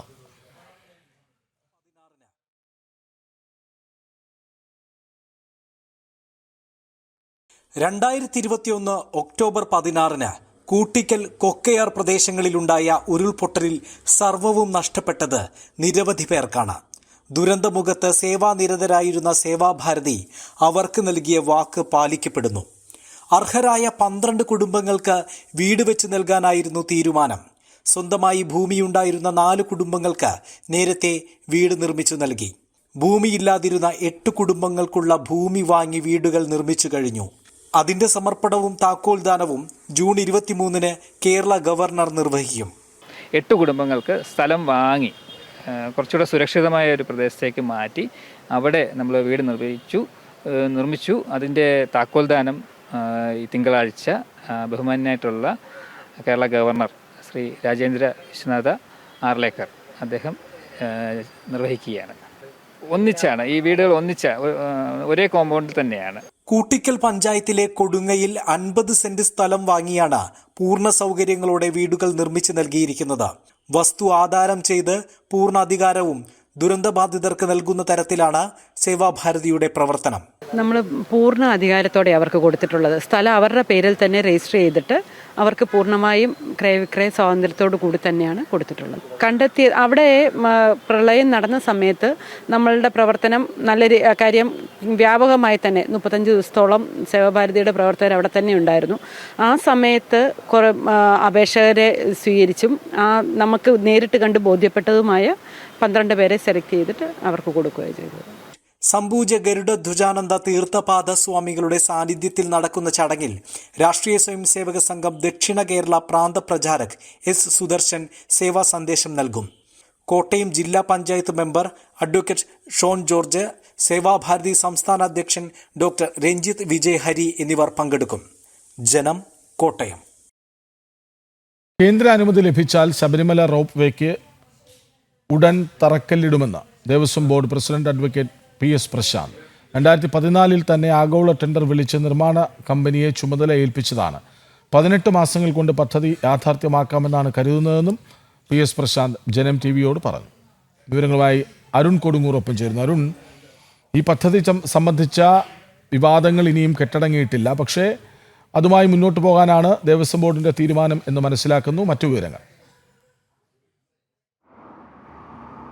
തീർച്ചയായും വിവാദങ്ങൾക്കപ്പുറം സംസ്ഥാന സർക്കാരിൻ്റെ ഭാഗത്തു നിന്നുള്ള ഒരു വീഴ്ച അല്ലെങ്കിൽ അലംഭാവം തന്നെയായിരുന്നു ഇതുവരെയും പ്രതിസന്ധിയായിട്ടുണ്ടായിരുന്നത്. അതിൽ ഏറ്റവും പ്രധാനപ്പെട്ടത് 2011 ശബരിമല റോപ്പ് പദ്ധതി ആരംഭിച്ചത്. ഇതിനുശേഷം 10 വർഷത്തിലധികമായി ഈ പദ്ധതി ചുവപ്പ് തടയിൽ കുടുങ്ങിക്കിടക്കുകയായിരുന്നു. കഴിഞ്ഞ മണ്ഡലകാലത്തോടെയാണ് ഈ പദ്ധതിക്ക് വീണ്ടും ജീവൻ വെച്ചുകൊണ്ട് മുന്നോട്ട് പോയിരുന്നത്. അതിലേറ്റവും പ്രധാനപ്പെട്ടത് ഏറ്റവും ഒടുവിലത്തെ ഒരു കടമ്പ എന്നതായിരുന്നു സംസ്ഥാന വന്യജീവി ബോർഡിൻ്റെ ഒരു അനുമതി വേണമായിരുന്നു ഈ പദ്ധതിയുമായി മുന്നോട്ട് പോകണമെങ്കിൽ. ഇനി കേന്ദ്ര സർക്കാരിൻ്റെ അനുമതി കൂടി ലഭിച്ചാൽ ഈ പദ്ധതി യാഥാർത്ഥ്യമാകും. പക്ഷേ ഇവിടെ മുഖ്യമന്ത്രി അധ്യക്ഷനായുള്ള വന്യജീവി ബോർഡിൻ്റെ അനുമതി ലഭിക്കുന്നതിൽ വന്ന കാലതാമസം അത് വലിയ രീതിയിലുള്ള ഒരു പ്രതിസന്ധി ഉണ്ടാക്കിയിരുന്നു. ദേവസ്വം ബോർഡിന് കടുത്ത അതൃപ്തി ഉണ്ടാക്കിയിരുന്നു. കാരണം കഴിഞ്ഞ മണ്ഡലകാലത്തിന് മുമ്പ് ദേവസ്വം മന്ത്രി പ്രഖ്യാപിച്ച ഏറ്റവും വലിയ ഒരു പ്രഖ്യാപനങ്ങളിലൊന്നായിരുന്നു ശബരിമല റോപ്പ് വേയുടെ തറക്കല്ലിടിയിൽ മാർച്ച് മാസത്തോടെ ഉണ്ടാകും, അല്ലെങ്കിൽ ഈ കഴിയുന്ന തീർത്ഥാടന കാലത്തോടെ ഉണ്ടാകുമെന്നുള്ള ഒരു വലിയ പ്രഖ്യാപനമായിരുന്നു ഉണ്ടായിരുന്നത്. അത് സംസ്ഥാന വന്യജീവി ബോർഡിൻ്റെ അനുമതി ലഭിച്ചാൽ ഉടൻ തന്നെ ഇത് ചെയ്യുമെന്നായിരുന്നു പറഞ്ഞിരുന്നത്. പക്ഷേ കഴിഞ്ഞ 2 മീറ്റിങ്ങുകളിലും വന്യജീവി ബോർഡിൻ്റെ മീറ്റിങ്ങുകളിലും ഈ വിഷയം അജണ്ടയിൽ ഉണ്ടായിരുന്നുവെങ്കിൽ പോലും അത് കൃത്യമായി പരിഗണിക്കാൻ കഴിഞ്ഞില്ല. അത് കാരണം എന്ത് എന്ന് പോലും അറിയാത്ത ഒരു അവസ്ഥയിലേക്കായിരുന്നു. അത് വലിയ രീതിയിലുള്ള വിമർശനങ്ങൾക്കും വിധേയമായിരുന്നു. ഏറ്റവും ഒടുവിൽ കഴിഞ്ഞ ദിവസം മുഖ്യമന്ത്രിയുടെ നേതൃത്വത്തിൽ ഓൺലൈനായി ചേർന്ന യോഗത്തിലാണ് പദ്ധതിക്ക് അനുമതി നൽകിയിരിക്കുന്നത്. ഇനി കേന്ദ്ര അനുമതി കൂടി ലഭിച്ചാൽ റോപ്പ് വേ പദ്ധതിയുടെ നിർമ്മാണ പ്രവർത്തനങ്ങൾ ആരംഭിക്കാൻ കഴിയും. അതിലേറ്റവും പ്രധാനമായി എടുത്തു പറയേണ്ടത് കൃത്യമായി തന്നെ 18 മാസങ്ങൾ കൊണ്ട് ഈ പദ്ധതി പൂർത്തീകരിക്കാൻ കഴിയുമെന്നാണ് പ്രതീക്ഷിക്കുന്നതെന്നാണ് ദേവസ്വം ബോർഡ് പ്രസിഡന്റ് പറഞ്ഞത്. നിലവിൽ ആശ്വാസകരമായ ഒരു വാർത്തയാണ് ദേവസ്വം ബോർഡിനെ സംബന്ധിച്ചോളം ഇതുള്ളത്. ദേവസ്വം ബോർഡിൻ്റെ സ്വപ്ന പദ്ധതിയായാണ് ഇത് വിഭാവനം ചെയ്യുന്നത്. 18 മാസങ്ങൾ കൊണ്ട് ഈ പദ്ധതി പൂർത്തീകരിക്കാൻ കഴിയുമെന്നാണ്. അതായത് അടുത്ത മണ്ഡലകാലത്തോടുകൂടി ഇതിൻ്റെ ഒരു പ്രയോജനം ഭക്തർക്ക് ലഭിച്ചു തുടങ്ങും, അല്ലെങ്കിൽ ഈ ചരക്ക് നീക്കം സുഗമമാക്കുന്നതിന് കൃത്യമായ രീതിയിലേക്കുള്ള ഒരു സംവിധാനമാകുമെന്നുള്ള ഒരു കാര്യമാണ് ദേവസ്വം ബോർഡ് പ്രസിഡന്റ് പറയുകയും ചെയ്തിരിക്കുന്നത്. എന്തായാലും നിലവിൽ ആശ്വാസകരമായ രീതിയിലേക്ക് ഒരു വാർത്ത തന്നെയാണ് ദേവസ്വം ബോർഡിനെ സംബന്ധിച്ചോളം ഇതുള്ളത്. കാരണം ഈ ഒരു പദ്ധതിക്കായി 2011 ആരംഭിച്ച ഈ പദ്ധതിക്കായി വലിയ രീതിയിലുള്ള ഒരു പ്രവർത്തനങ്ങൾ ദേവസ്വം ബോർഡിൻ്റെ ഭാഗത്തു നിന്നും നടത്തിയിരുന്നു. പക്ഷേ അതൊന്നും തന്നെ ഫലം കാണാത്ത ഒരു അവസ്ഥ വന്നിരുന്നു. എന്തായാലും 2014 ഈ പദ്ധതിക്ക് ആഗോള ടെൻഡർ വിളിക്കുകയും നിർമ്മാണ കമ്പനിയെ തിരഞ്ഞെടുക്കുകയും ഒക്കെ ചെയ്തിരുന്നു. എന്തായാലും അനുമതി ലഭിച്ച ഉടൻ തന്നെ ശരവേഗത്തിൽ നിർമ്മാണ പ്രവർത്തനങ്ങളുമായി മുന്നോട്ട് പോകാൻ കഴിയുമെന്നാണ് ദേവസ്വം ബോർഡ് ഇപ്പോൾ പ്രത്യാശ പ്രകടിപ്പിക്കുന്നത്. കൃഷ്ണരാജ്, കൈക്കൂലി കേസിൽ 1-ാം പ്രതിയാക്കിയ ED അസിസ്റ്റന്റ് ഡയറക്ടർ ശേഖർ കുമാറിനെ വിജിലൻസ് ഉടൻ ചോദ്യം ചെയ്യില്ല. കൂടുതൽ തെളിവ് ലഭിക്കാതെ സമൻസ് നൽകില്ലെന്ന് വിജിലൻസ് പറയുന്നു. അതേസമയം വിജിലൻസ് അന്വേഷണത്തോട് സഹകരിക്കണമെന്ന് നിർദ്ദേശിച്ച് ശേഖർ കുമാറിന്റെ അറസ്റ്റ് ഹൈക്കോടതി 2 ആഴ്ചത്തേക്ക് കൂടി തടഞ്ഞിരിക്കുകയാണ്. വിവരങ്ങളുമായി ജിജീഷ് കരുണാകരൻ ഒപ്പം ചേരുന്നു. ജിജീഷ്, ഇപ്പോഴും ഇക്കാര്യത്തിൽ ഒന്നും ഒരു വ്യക്തത അങ്ങോട്ട് വരുന്നില്ല അല്ലേ? കൃഷ്ണരാജ, ഇക്കാര്യത്തിൽ വിജിലൻസിനെ സംബന്ധിച്ചിടത്തോളം വലിയ ഒരു വ്യക്തതക്കുറവുണ്ട്. കാരണം അവർ ഒരു കാര്യത്തിന് ഇറങ്ങി പുറപ്പെട്ടു, വ്യക്തമായ തെളിവില്ലാതെ ഒരു നീക്കം നടത്തി ആ നീക്കം പകുതിക്ക് വെച്ച് ഉപേക്ഷിക്കാൻ കഴിയുന്നുമില്ല എന്ന രീതിയിൽ അന്വേഷണം മുന്നോട്ട് കൊണ്ടുപോകുന്നു എന്ന നിലയിലേക്ക് വിജിലൻസ് മാറുന്നു. കാരണം ഇത്തരത്തിൽ കൈക്കൂലി ആരോപണ വിധേയനായ അന്വേഷണ ഉദ്യോഗസ്ഥൻ എൻഫോഴ്സ്മെന്റ് ഡയറക്ടറേറ്റിന്റെ അസിസ്റ്റന്റ് ഡയറക്ടറായ ശേഖർ കുമാറിനെതിരെ കൃത്യമായ തെളിവുകൾ ഈ ഒരു മാസം പിന്നിട്ട അന്വേഷണത്തിനിടയിൽ പോലും കണ്ടെത്താൻ വിജിലൻസിനെ സംബന്ധിച്ചിടത്തോളം കഴിഞ്ഞിട്ടില്ല. അതുകൊണ്ട് തന്നെയാണ് കോടതി നിർദ്ദേശം. കാരണം കോടതി ശേഖർ കുമാറിനോട് നിർദ്ദേശിക്കുന്നത് വിജിലൻസ് അന്വേഷണവുമായി സഹകരിക്കണം, വിജിലൻസിന്റെ ആവശ്യപ്പെട്ടു കഴിഞ്ഞാൽ ഹാജരാകണം എന്നതടക്കമുള്ള കാര്യങ്ങൾ തന്നെയാണ് കോടതി മുന്നോട്ട് വെച്ചത്. ഈ ഒരു സാഹചര്യത്തിൽ സ്വാഭാവികമായും വിജിലൻസ് സംഘത്തെ സംബന്ധിച്ചിടത്തോളം ശേഖർ കുമാറിനെ കൃത്യമായി ചോദ്യം ചെയ്യാൻ കഴിയും, ശേഖർ കുമാറിൽ നിന്ന് വിവരങ്ങൾ ശേഖരിക്കാൻ കഴിയും. പക്ഷേ അതിന് ഏറ്റവും പ്രധാനമായി വേണ്ടത് തെളിവുകളാണ്. മുന്നിലുള്ള തെളിവുകൾ, അടിസ്ഥാനപരമായി ശക്തിയുള്ള മൊഴികൾ എന്നിവയെല്ലാം തന്നെ ഉൾപ്പെടുത്തി വേണം അത്തരമൊരു ചോദ്യം ചെയ്യലെങ്കിൽ മാത്രമാണ് പ്രധാനപ്പെട്ട വിവരങ്ങൾ എന്തെങ്കിലും ലഭിക്കുകയുള്ളൂ. എന്നാൽ വിജിലൻസിനെ സംബന്ധിച്ചിടത്തോളം അത്തരത്തിൽ യാതൊരു തെളിവുകളും വിജിലൻസിനെ സംബന്ധിച്ചിടത്തോളം മുന്നോട്ട് വയ്ക്കാനില്ല, മുന്നിലില്ല. കാരണം ഡിജിറ്റൽ തെളിവുകൾ പരിശോധിച്ചു, 10,000-കണക്കിന് ഡിജിറ്റൽ തെളിവുകൾ പരിശോധിച്ചു, മൊബൈൽ ഫോൺ നമ്പറുകൾ പരിശോധിച്ചു. അതിലൊന്നും തന്നെ ശേഖർ കുമാറിന് ഈ കേസുമായി പങ്കാളിത്തം ഉറപ്പിക്കാൻ കഴിയുന്ന യാതൊരു തെളിവും വിജിലൻസിനെ സംബന്ധിച്ചിടത്തോളം ലഭിച്ചിട്ടില്ല. ഒരു ഘട്ടത്തിൽ പോലും ശേഖർ കുമാർ ആവശ്യപ്പെട്ടിട്ടാണ് ഈ കേസിൽ അറസ്റ്റിലായിട്ടുള്ള വിൽസൺ പണം ആവശ്യപ്പെട്ടത്. കേസ് ഒതുക്കുന്നതിന് വേണ്ടി എൻഫോഴ്സ്മെന്റ് ഡയറക്ടറേറ്റ് രജിസ്റ്റർ ചെയ്തിട്ടുള്ള കേസ് ഒതുക്കുന്നതിന് വേണ്ടി കശുവണ്ടി വ്യവസായിയായ അനീഷ് ബാബുവിൽ നിന്ന് പണം ആവശ്യപ്പെട്ടത് എന്ന് തെളിയിക്കാൻ ആവശ്യമായ തെളിവുകളൊന്നും അന്വേഷണ സംഘത്തിന് മുന്നിലില്ല. നേരത്തെ ലഭിച്ച ചില മൊഴികളുടെ അടിസ്ഥാനത്തിൽ അറസ്റ്റിലായതിന് പിന്നാലെ വിൽസൺ പറഞ്ഞത് ഇത് ED ഉദ്യോഗസ്ഥർക്ക് വേണ്ടിയാണ് താൻ ഈ പണം വാങ്ങിയത്, അവർക്ക് കൈമാറുന്നതിന് വേണ്ടി അവർ പറഞ്ഞത് അനുസരിച്ച് ഒരു ഇടനിലക്കാരനായി മാത്രം പ്രവർത്തിക്കുകയായിരുന്നു എന്ന് പറഞ്ഞു. അത് കേട്ട ഉടൻ തന്നെ എൻഫോഴ്സ്മെന്റ് ഡയറക്ടറേറ്റിനെതിരായ നീക്കങ്ങൾക്ക് ശക്തി പകരുക അല്ലെങ്കിൽ EDക്കെതിരെ നീങ്ങുക എന്നത് മാത്രമായിരുന്നു സംസ്ഥാന വിജിലൻസിന്റെ ഒരേ ഒരു അജണ്ട എന്ന് പറയുന്നത്. അങ്ങനെയാണ് സംസ്ഥാന വിജിലൻസ് ശേഖർ കുമാറിനെ ഒന്നാം പ്രതിയാക്കി കേസെടുക്കുന്നത്. അതുകൊണ്ട് തന്നെ നിലവിലെ അവസ്ഥയിൽ ചോദ്യം ചെയ്യാൻ കഴിയില്ല, അല്ലെങ്കിൽ ചോദ്യം ചെയ്യലുമായി മുന്നോട്ട് പോകേണ്ടതില്ല എന്ന നിർദ്ദേശം തന്നെയാണ് ഉന്നതങ്ങളിൽ നിന്ന് സംസ്ഥാന വിജിലൻസിന് ലഭിച്ചിരിക്കുന്നത്. കാരണം തെളിവുകളില്ലാതെ ഈ ചോദ്യം ചെയ്യൽ നടത്തി കഴിഞ്ഞാൽ അന്വേഷണം മുന്നോട്ട് കൊണ്ടുപോകാൻ കഴിയില്ല. സ്വാഭാവികമായും കോടതി പലവട്ടം ഇതുമായി ബന്ധപ്പെട്ട റിപ്പോർട്ട് തേടിയിട്ടുണ്ട്. കഴിഞ്ഞ തവണ കേസ് പരിഗണിച്ച സമയത്ത് വിശദമായി തന്നെ അന്വേഷണ പുരോഗതി, കേസ് ഡയറി അടക്കമുള്ള കാര്യങ്ങൾ ഹാജരാക്കണമെന്ന് നിർദ്ദേശിച്ചു. അതിനുശേഷം കഴിഞ്ഞ ദിവസം കോടതി കേസ് പരിഗണിച്ച സമയത്ത് വിജിലൻസ് പറഞ്ഞ ഒരു കാര്യമെന്ന് പറയുന്നത് ഡിജിറ്റൽ തെളിവുകൾ പരിശോധിക്കാനുണ്ട്, അതിൻ്റെ പരിശോധന ഇപ്പോഴും തുടരുന്നു എന്നാണ്. പിന്നീട് മാധ്യമങ്ങൾക്ക് മുന്നിൽ വിജിലൻസ് SP വ്യക്തമാക്കിയതും 50,000-ഓളം ഫോൺ കോളുകൾ പരിശോധിക്കാനുണ്ട്, 3 ലക്ഷത്തിലധികം ഡിജിറ്റൽ ഡിവൈസുകളിലെ വിവരങ്ങൾ ശേഖരിച്ച് അതിൻ്റെ സൂക്ഷ്മ പരിശോധന പൂർത്തിയാക്കേണ്ടതുണ്ട്. അതുകൂടി കഴിഞ്ഞ ശേഷം മാത്രമാണ് തങ്ങൾക്ക് ശേഖർ കുമാറിൻ്റെ പങ്കാളിത്തം സംബന്ധിച്ചുള്ള തെളിവുകൾ പുറത്തുവിടാൻ കഴിയുകയുള്ളൂ എന്നാണ്. അതായത് നിലവിൽ നടത്തിയ അന്വേഷണങ്ങളിൽ ഒന്നും തന്നെ ഇത്തരത്തിൽ തെളിവുകൾ കണ്ടെത്താൻ കഴിഞ്ഞില്ല. സാധാരണ നിലയിൽ ഒരു കൊലപാതക കേസിൽ പോലും നടത്താൻ കഴിയാത്ത തരത്തിലുള്ള അന്വേഷണം 50,000-വും 3 ലക്ഷവും വരുന്ന ഡിജിറ്റൽ തെളിവുകളെല്ലാം പരിശോധിച്ചുകൊണ്ട് മുന്നോട്ട് പോകുന്ന ഘട്ടത്തിൽ പോലും വിജിലൻസിനെ സംബന്ധിച്ചിടത്തോളം വലിയ ഒരു തിരിച്ചടിയാണ്. അതുകൊണ്ട് തന്നെ ചോദ്യം ചെയ്യൽ നടത്തുന്നില്ല ഈ ഒരു ഘട്ടത്തിൽ എന്ന് പറയുമ്പോൾ സ്വാഭാവികമായും വിജിലൻസിന് മുന്നിലുള്ള തെളിവുകളുടെ ഒരു അഭാവം തന്നെയാണ് അത് വ്യക്തമാക്കുന്നത്. അതുകൊണ്ട് തന്നെ ഇനിയുള്ള ദിവസങ്ങളിൽ ഈ കേസ് ഹൈക്കോടതി പരിഗണിക്കുമ്പോൾ ഏറ്റവും പ്രധാനപ്പെട്ട വിമർശനം സ്വാഭാവികമായും കോടതിയിൽ നിന്ന് ഉയരാനുള്ള ഒരു സാധ്യതയുണ്ട്. ഹൈക്കോടതി ഇത് സംബന്ധിച്ച വിശദാംശങ്ങൾ തേടിയേക്കാം. എന്തെല്ലാമാണ് അന്വേഷണ പുരോഗതി, എന്ത് തെളിവുകളാണ് ശേഖർ കുമാറിനെ കണ്ടെത്തിയത്, എന്തുകൊണ്ട് ചോദ്യം ചെയ്യുന്നില്ല, ചോദ്യം ചെയ്യാൻ ആവശ്യമായ തെളിവുകളില്ലേ എന്നീ ചോദ്യങ്ങൾക്ക് കൃത്യമായ ഒരു മറുപടി തന്നെയായിരിക്കും സംസ്ഥാന വിജിലൻസ് ഹൈക്കോടതിയിൽ നൽകേണ്ടി വരിക. ശരി, കൈക്കൂലി കേസിൽ ഒന്നാം പ്രതിയായ ED അസിസ്റ്റന്റ് ഡയറക്ടർ ശേഖർ കുമാറിനെ വിജിലൻസ് ഉടൻ ചോദ്യം ചെയ്യില്ല. വിജിലൻസിന് ഇപ്പോഴും അവ്യക്തതയാണ്. വിവരങ്ങൾ നൽകുകയായിരുന്നു ജിജീഷ് കരുണാകരൻ. കണ്ണൂർ കായലോട് സദാചാര ഗുണ്ടായുസത്തെ തുടർന്ന് യുവതി ആത്മഹത്യ ചെയ്ത സംഭവത്തിൽ കൂട്ടുപ്രതികൾക്കായുള്ള അന്വേഷണം തുടരുന്നു. SDPI പ്രവർത്തകരായ 3 പേരാണ് നിലവിൽ പിടിയിലായത്. ആൾക്കൂട്ട വിചാരണയിൽ മനം നൊന്താണ് ആത്മഹത്യയെന്നായിരുന്നു റസീനയുടെ ആത്മഹത്യാ കുറിപ്പ്. വിവരങ്ങളുമായി മിഥുൻ പിള്ള ഒപ്പം ചേരുന്നു. മിഥുൻ, അന്വേഷണം ഏതു വഴിക്ക് എങ്ങനെ പുരോഗമിക്കുന്നു? കൃഷ്ണരാജ്, കണ്ണൂർ കായലോട് പിണറായിയിൽ സദാചാര ഗുണ്ടായുസത്തെ തുടർന്ന് യുവതി ആത്മഹത്യ ചെയ്ത സംഭവത്തിൽ കൂട്ടുപ്രതിക്കായുള്ള അന്വേഷണമാണ് ഇപ്പോൾ പോലീസ് തുടരുന്നത്. മാത്രമല്ല, അന്നേ ദിവസം ഈ യുവതിയോട് സംസാരിച്ചുകൊണ്ടിരുന്ന യുവാവിന്റെ ഭാഗത്ത് നിന്ന് വിവരങ്ങൾ ചോദിച്ചറിയാനും അന്വേഷണ സംഘം തീരുമാനിച്ചിട്ടുണ്ട്. നിലവിൽ SDPI പ്രവർത്തകരായ 3 പേരാണ് പിടിയിലായിട്ടുള്ളത്. അറസ്റ്റിലായ മുബഷീർ, ഫൈസൽ, റഫ്നാസ് എന്നിവരെ കൂടാതെ ഈ സദാചാര ഗുണ്ടായുസ സംഘത്തിൽ കൂടുതൽ ആളുകൾ ഉണ്ടെന്നാണ് പോലീസിന്റെ കണ്ടെത്തൽ. ഈ വിചാരണ നേരിട്ട് മയ്യിൽ സ്വദേശിയായ യുവാവിനെ കണ്ടെത്താനുള്ള ശ്രമം ഊർജിതമായി നടക്കുന്നുണ്ട്. അന്നേ ദിവസം ഏതാണ്ട് 5 മണിക്കൂറോളം SDPIയുടെ ഓഫീസിൽ കൊണ്ടുപോയി യുവാവിനെ ക്രൂരമായി മർദ്ദിക്കുകയും വിചാരണ ചെയ്യുകയും ചെയ്തു എന്നാണ് പോലീസിന് ലഭിച്ചിരിക്കുന്ന പരാതി. ഇതിന്റെ അടിസ്ഥാനത്തിൽ എന്തൊക്കെ തരത്തിലുള്ള അതിക്രമമാണ് താൻ നേരിട്ട് ചോദിച്ചറിയാൻ വേണ്ടിയാണ് യുവാവിന് വേണ്ടിയുള്ള അന്വേഷണവും നടക്കുന്നത്. ഇക്കഴിഞ്ഞ ചൊവ്വാഴ്ചയാണ് 40 വയസ്സുകാരിയായ റസീനയെ വീട്ടിലെ കിടപ്പുമുറിയിൽ തൂങ്ങി മരിച്ച നിലയിൽ കണ്ടെത്തിയത്.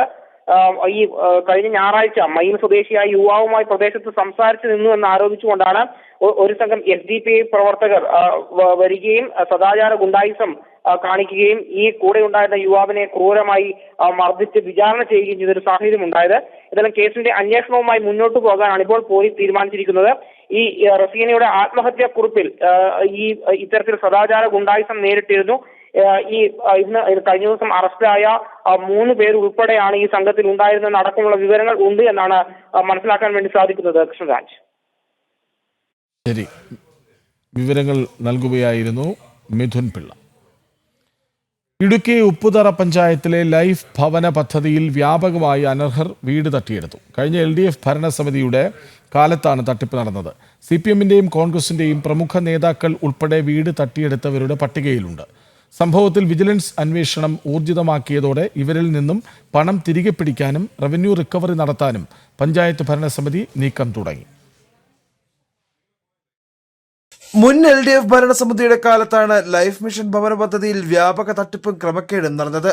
ഏക്കർ കണക്കിന് ഭൂമിയുള്ളവരും വാസയോഗ്യമായ വീടുള്ളവരും ഒന്നിലധികം വാഹനമുള്ളവരും എല്ലാം പദ്ധതിയുടെ ഗുണഭോക്താക്കളായി. വീട് വച്ച ശേഷം 3 ഇരട്ടി വിലയ്ക്ക് മറിച്ചു വിറ്റവരും ഇക്കൂട്ടത്തിലുണ്ട്.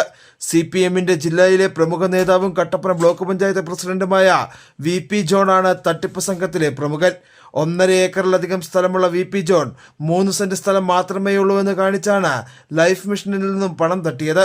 കോൺഗ്രസ് ഉപ്പുതറ മണ്ഡലം committee president VS Shalu life Bhavan പദ്ധതി പ്രകാരം നിർമ്മിച്ച വീട് നിബന്ധനകൾ ലംഘിച്ച് 3 ഇരട്ടി വിലയ്ക്കാണ് വിറ്റത്.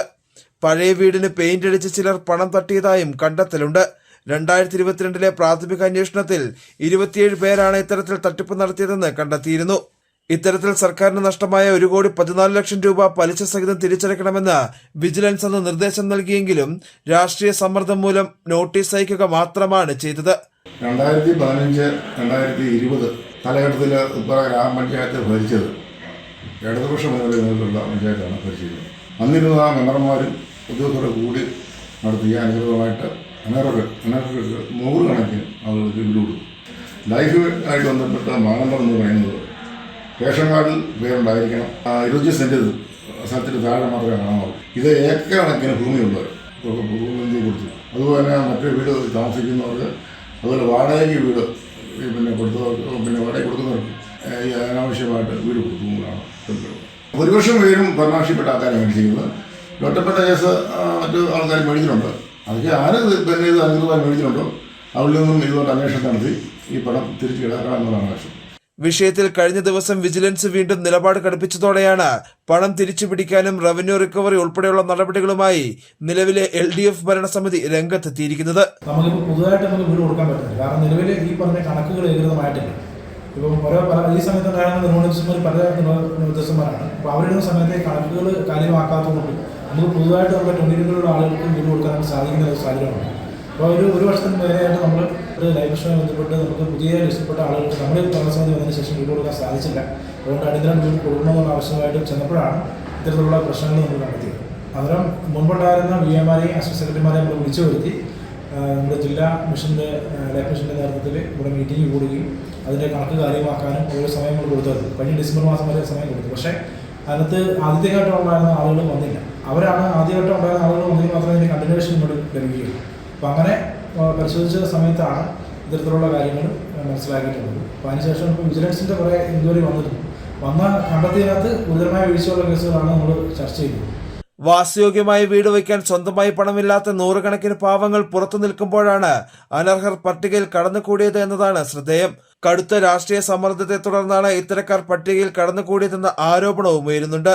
വിജിലൻസ് അന്വേഷണം നേരിടുന്നതിനാൽ പുതിയ ഭരണസമിതി അധികാരത്തിലേറി 4 വർഷം പിന്നിടുമ്പോഴും ഉപ്പുതറ ഗ്രാമപഞ്ചായത്തിൽ ലൈഫ് ഭവൻ പദ്ധതി പ്രകാരം ഒരു വീട് പോലും നിർമ്മിച്ചു നൽകാൻ കഴിഞ്ഞിട്ടുമില്ല. ജനം, ഇടുക്കി. രോഗബാധിതരായ ദമ്പതികളും അവരുടെ 2 പെൺമക്കളും കഴിയുന്നത് അടച്ചുറപ്പില്ലാത്ത ചോർന്നൊലിക്കുന്ന വീട്ടിൽ. കോഴിക്കോട് എടച്ചേരിയിലെ രാജേഷിനും കുടുംബത്തിനുമാണ് ഈ ദുരവസ്ഥ. ലൈഫ് പദ്ധതിയിൽ വീട് അനുവദിക്കണമെന്ന അപേക്ഷ അധികൃതർ പരിഗണിക്കാത്തതിനാൽ ഓരോ മഴയും കാറ്റും ഇവർക്ക് പേടിയാണ്.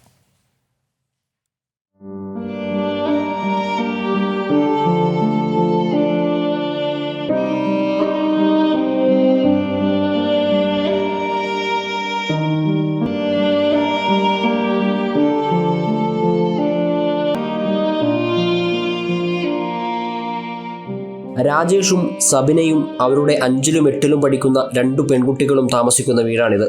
മഴയത്തു ചോർന്നൊലിക്കും. ചെറിയൊരു കാറ്റ് വന്നാൽ പോലും ടാർപ്പായ പറന്നുപോകും. വാതിലില്ല. കുട്ടികൾക്ക് എഴുതാനും പഠിക്കാനും സൗകര്യവുമില്ല.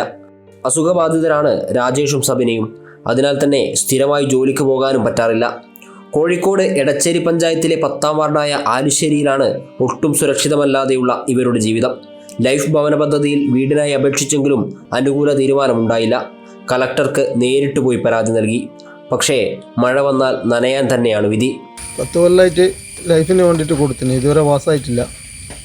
അടുത്തന്നെ പറഞ്ഞിട്ട് ഇവരിങ്ങനെ നീട്ടി കൊണ്ടുവന്നു. ഇപ്പോൾ ഭാര്യയ്ക്ക് സുഖമില്ല, ഓപ്പറേഷനെല്ലാം കഴിഞ്ഞിട്ട് ഇങ്ങനെ കിടക്കുക. ടീച്ചർ പറഞ്ഞ് കളക്ടറേക്ക് കൊടുത്തു കഴിഞ്ഞാൽ നിങ്ങൾക്ക് പെട്ടെന്ന് റെഡിയാവുമെന്ന് പറഞ്ഞ്. അപ്പോൾ ഞാനും ഭാര്യയും കൂടിയും കളക്ടറെ അടുത്ത് പോയി.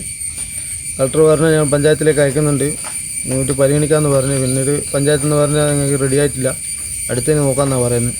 ഇപ്പോൾ പറയുന്നത് 2028-29 റെഡിയാവും എന്നാണ് പറഞ്ഞത്. ഭക്ഷണം പാചകം ചെയ്യാൻ പോലും മഴ നനയാത്ത ഒരിടമില്ല എന്നതാണ് സത്യം. പാമ്പടക്കമുള്ള വിഷജന്തുക്കളുടെ ശല്യവുമുണ്ട്. സഹായിക്കണമെന്ന ഇവരുടെ അപേക്ഷ അധികൃതർ കേൾക്കുന്നില്ല. ജീവിതത്തെ പ്രതീക്ഷയോടെ നോക്കിക്കാണുന്ന 2 പെൺകുട്ടികളാണ് ഈ ടാർപ്പായ്ക്ക് കീഴെ വളർന്നു വരുന്നത്. അവരുടെ സുരക്ഷിതത്വം ഉറപ്പുവരുത്തേണ്ട അധികൃതർ ഇവർക്ക് നേരെ കണ്ണടയ്ക്കരുത്. അവർക്ക് ജീവിതമെന്നത് വെറുപ്പുളവാക്കുന്നതാക്കരുത്. ഒരു വീടിനായി ഇനിയും അവരെ കഷ്ടപ്പെടുത്തരുത്. മഴക്കാലമാണ്, പഞ്ഞമാസമാണ് വരാനിരിക്കുന്നത്. ജനം, കോഴിക്കോട്. ഇടുക്കി മൂലമറ്റത്തിന് സമീപമുള്ള ത്രിവേണി സംഗമം സഞ്ചാരികളുടെ ഇഷ്ടകേന്ദ്രങ്ങളിൽ ഒന്നാണ്. നാച്ചാറും വലിയാറും മൂലമറ്റം വൈദ്യുതി നിലയത്തിൽ നിന്ന് പുറത്തേക്ക് ഒഴുക്കുന്ന വെള്ളവും കൂടിച്ചേർന്ന് ഒരു നദി രൂപപ്പെടുന്ന മനോഹരമായ കാഴ്ച. എന്നാൽ ഈ ത്രിവേണി സംഗമത്തിൽ അപകടക്കെണികളുമുണ്ട്.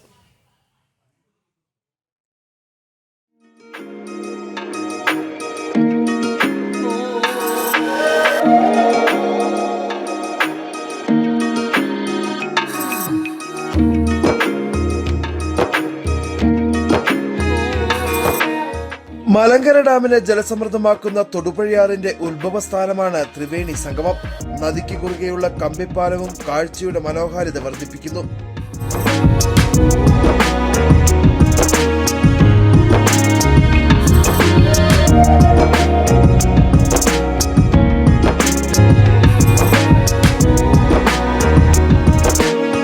വെള്ളം കുറവുള്ള സമയത്ത് ഇറങ്ങാൻ സാധിക്കുന്ന ഇടം നാച്ചാറും വലിയാറും ജലസമൃദ്ധമാകുന്നതോടെ അപകട ചുഴികളാൽ നിറയും.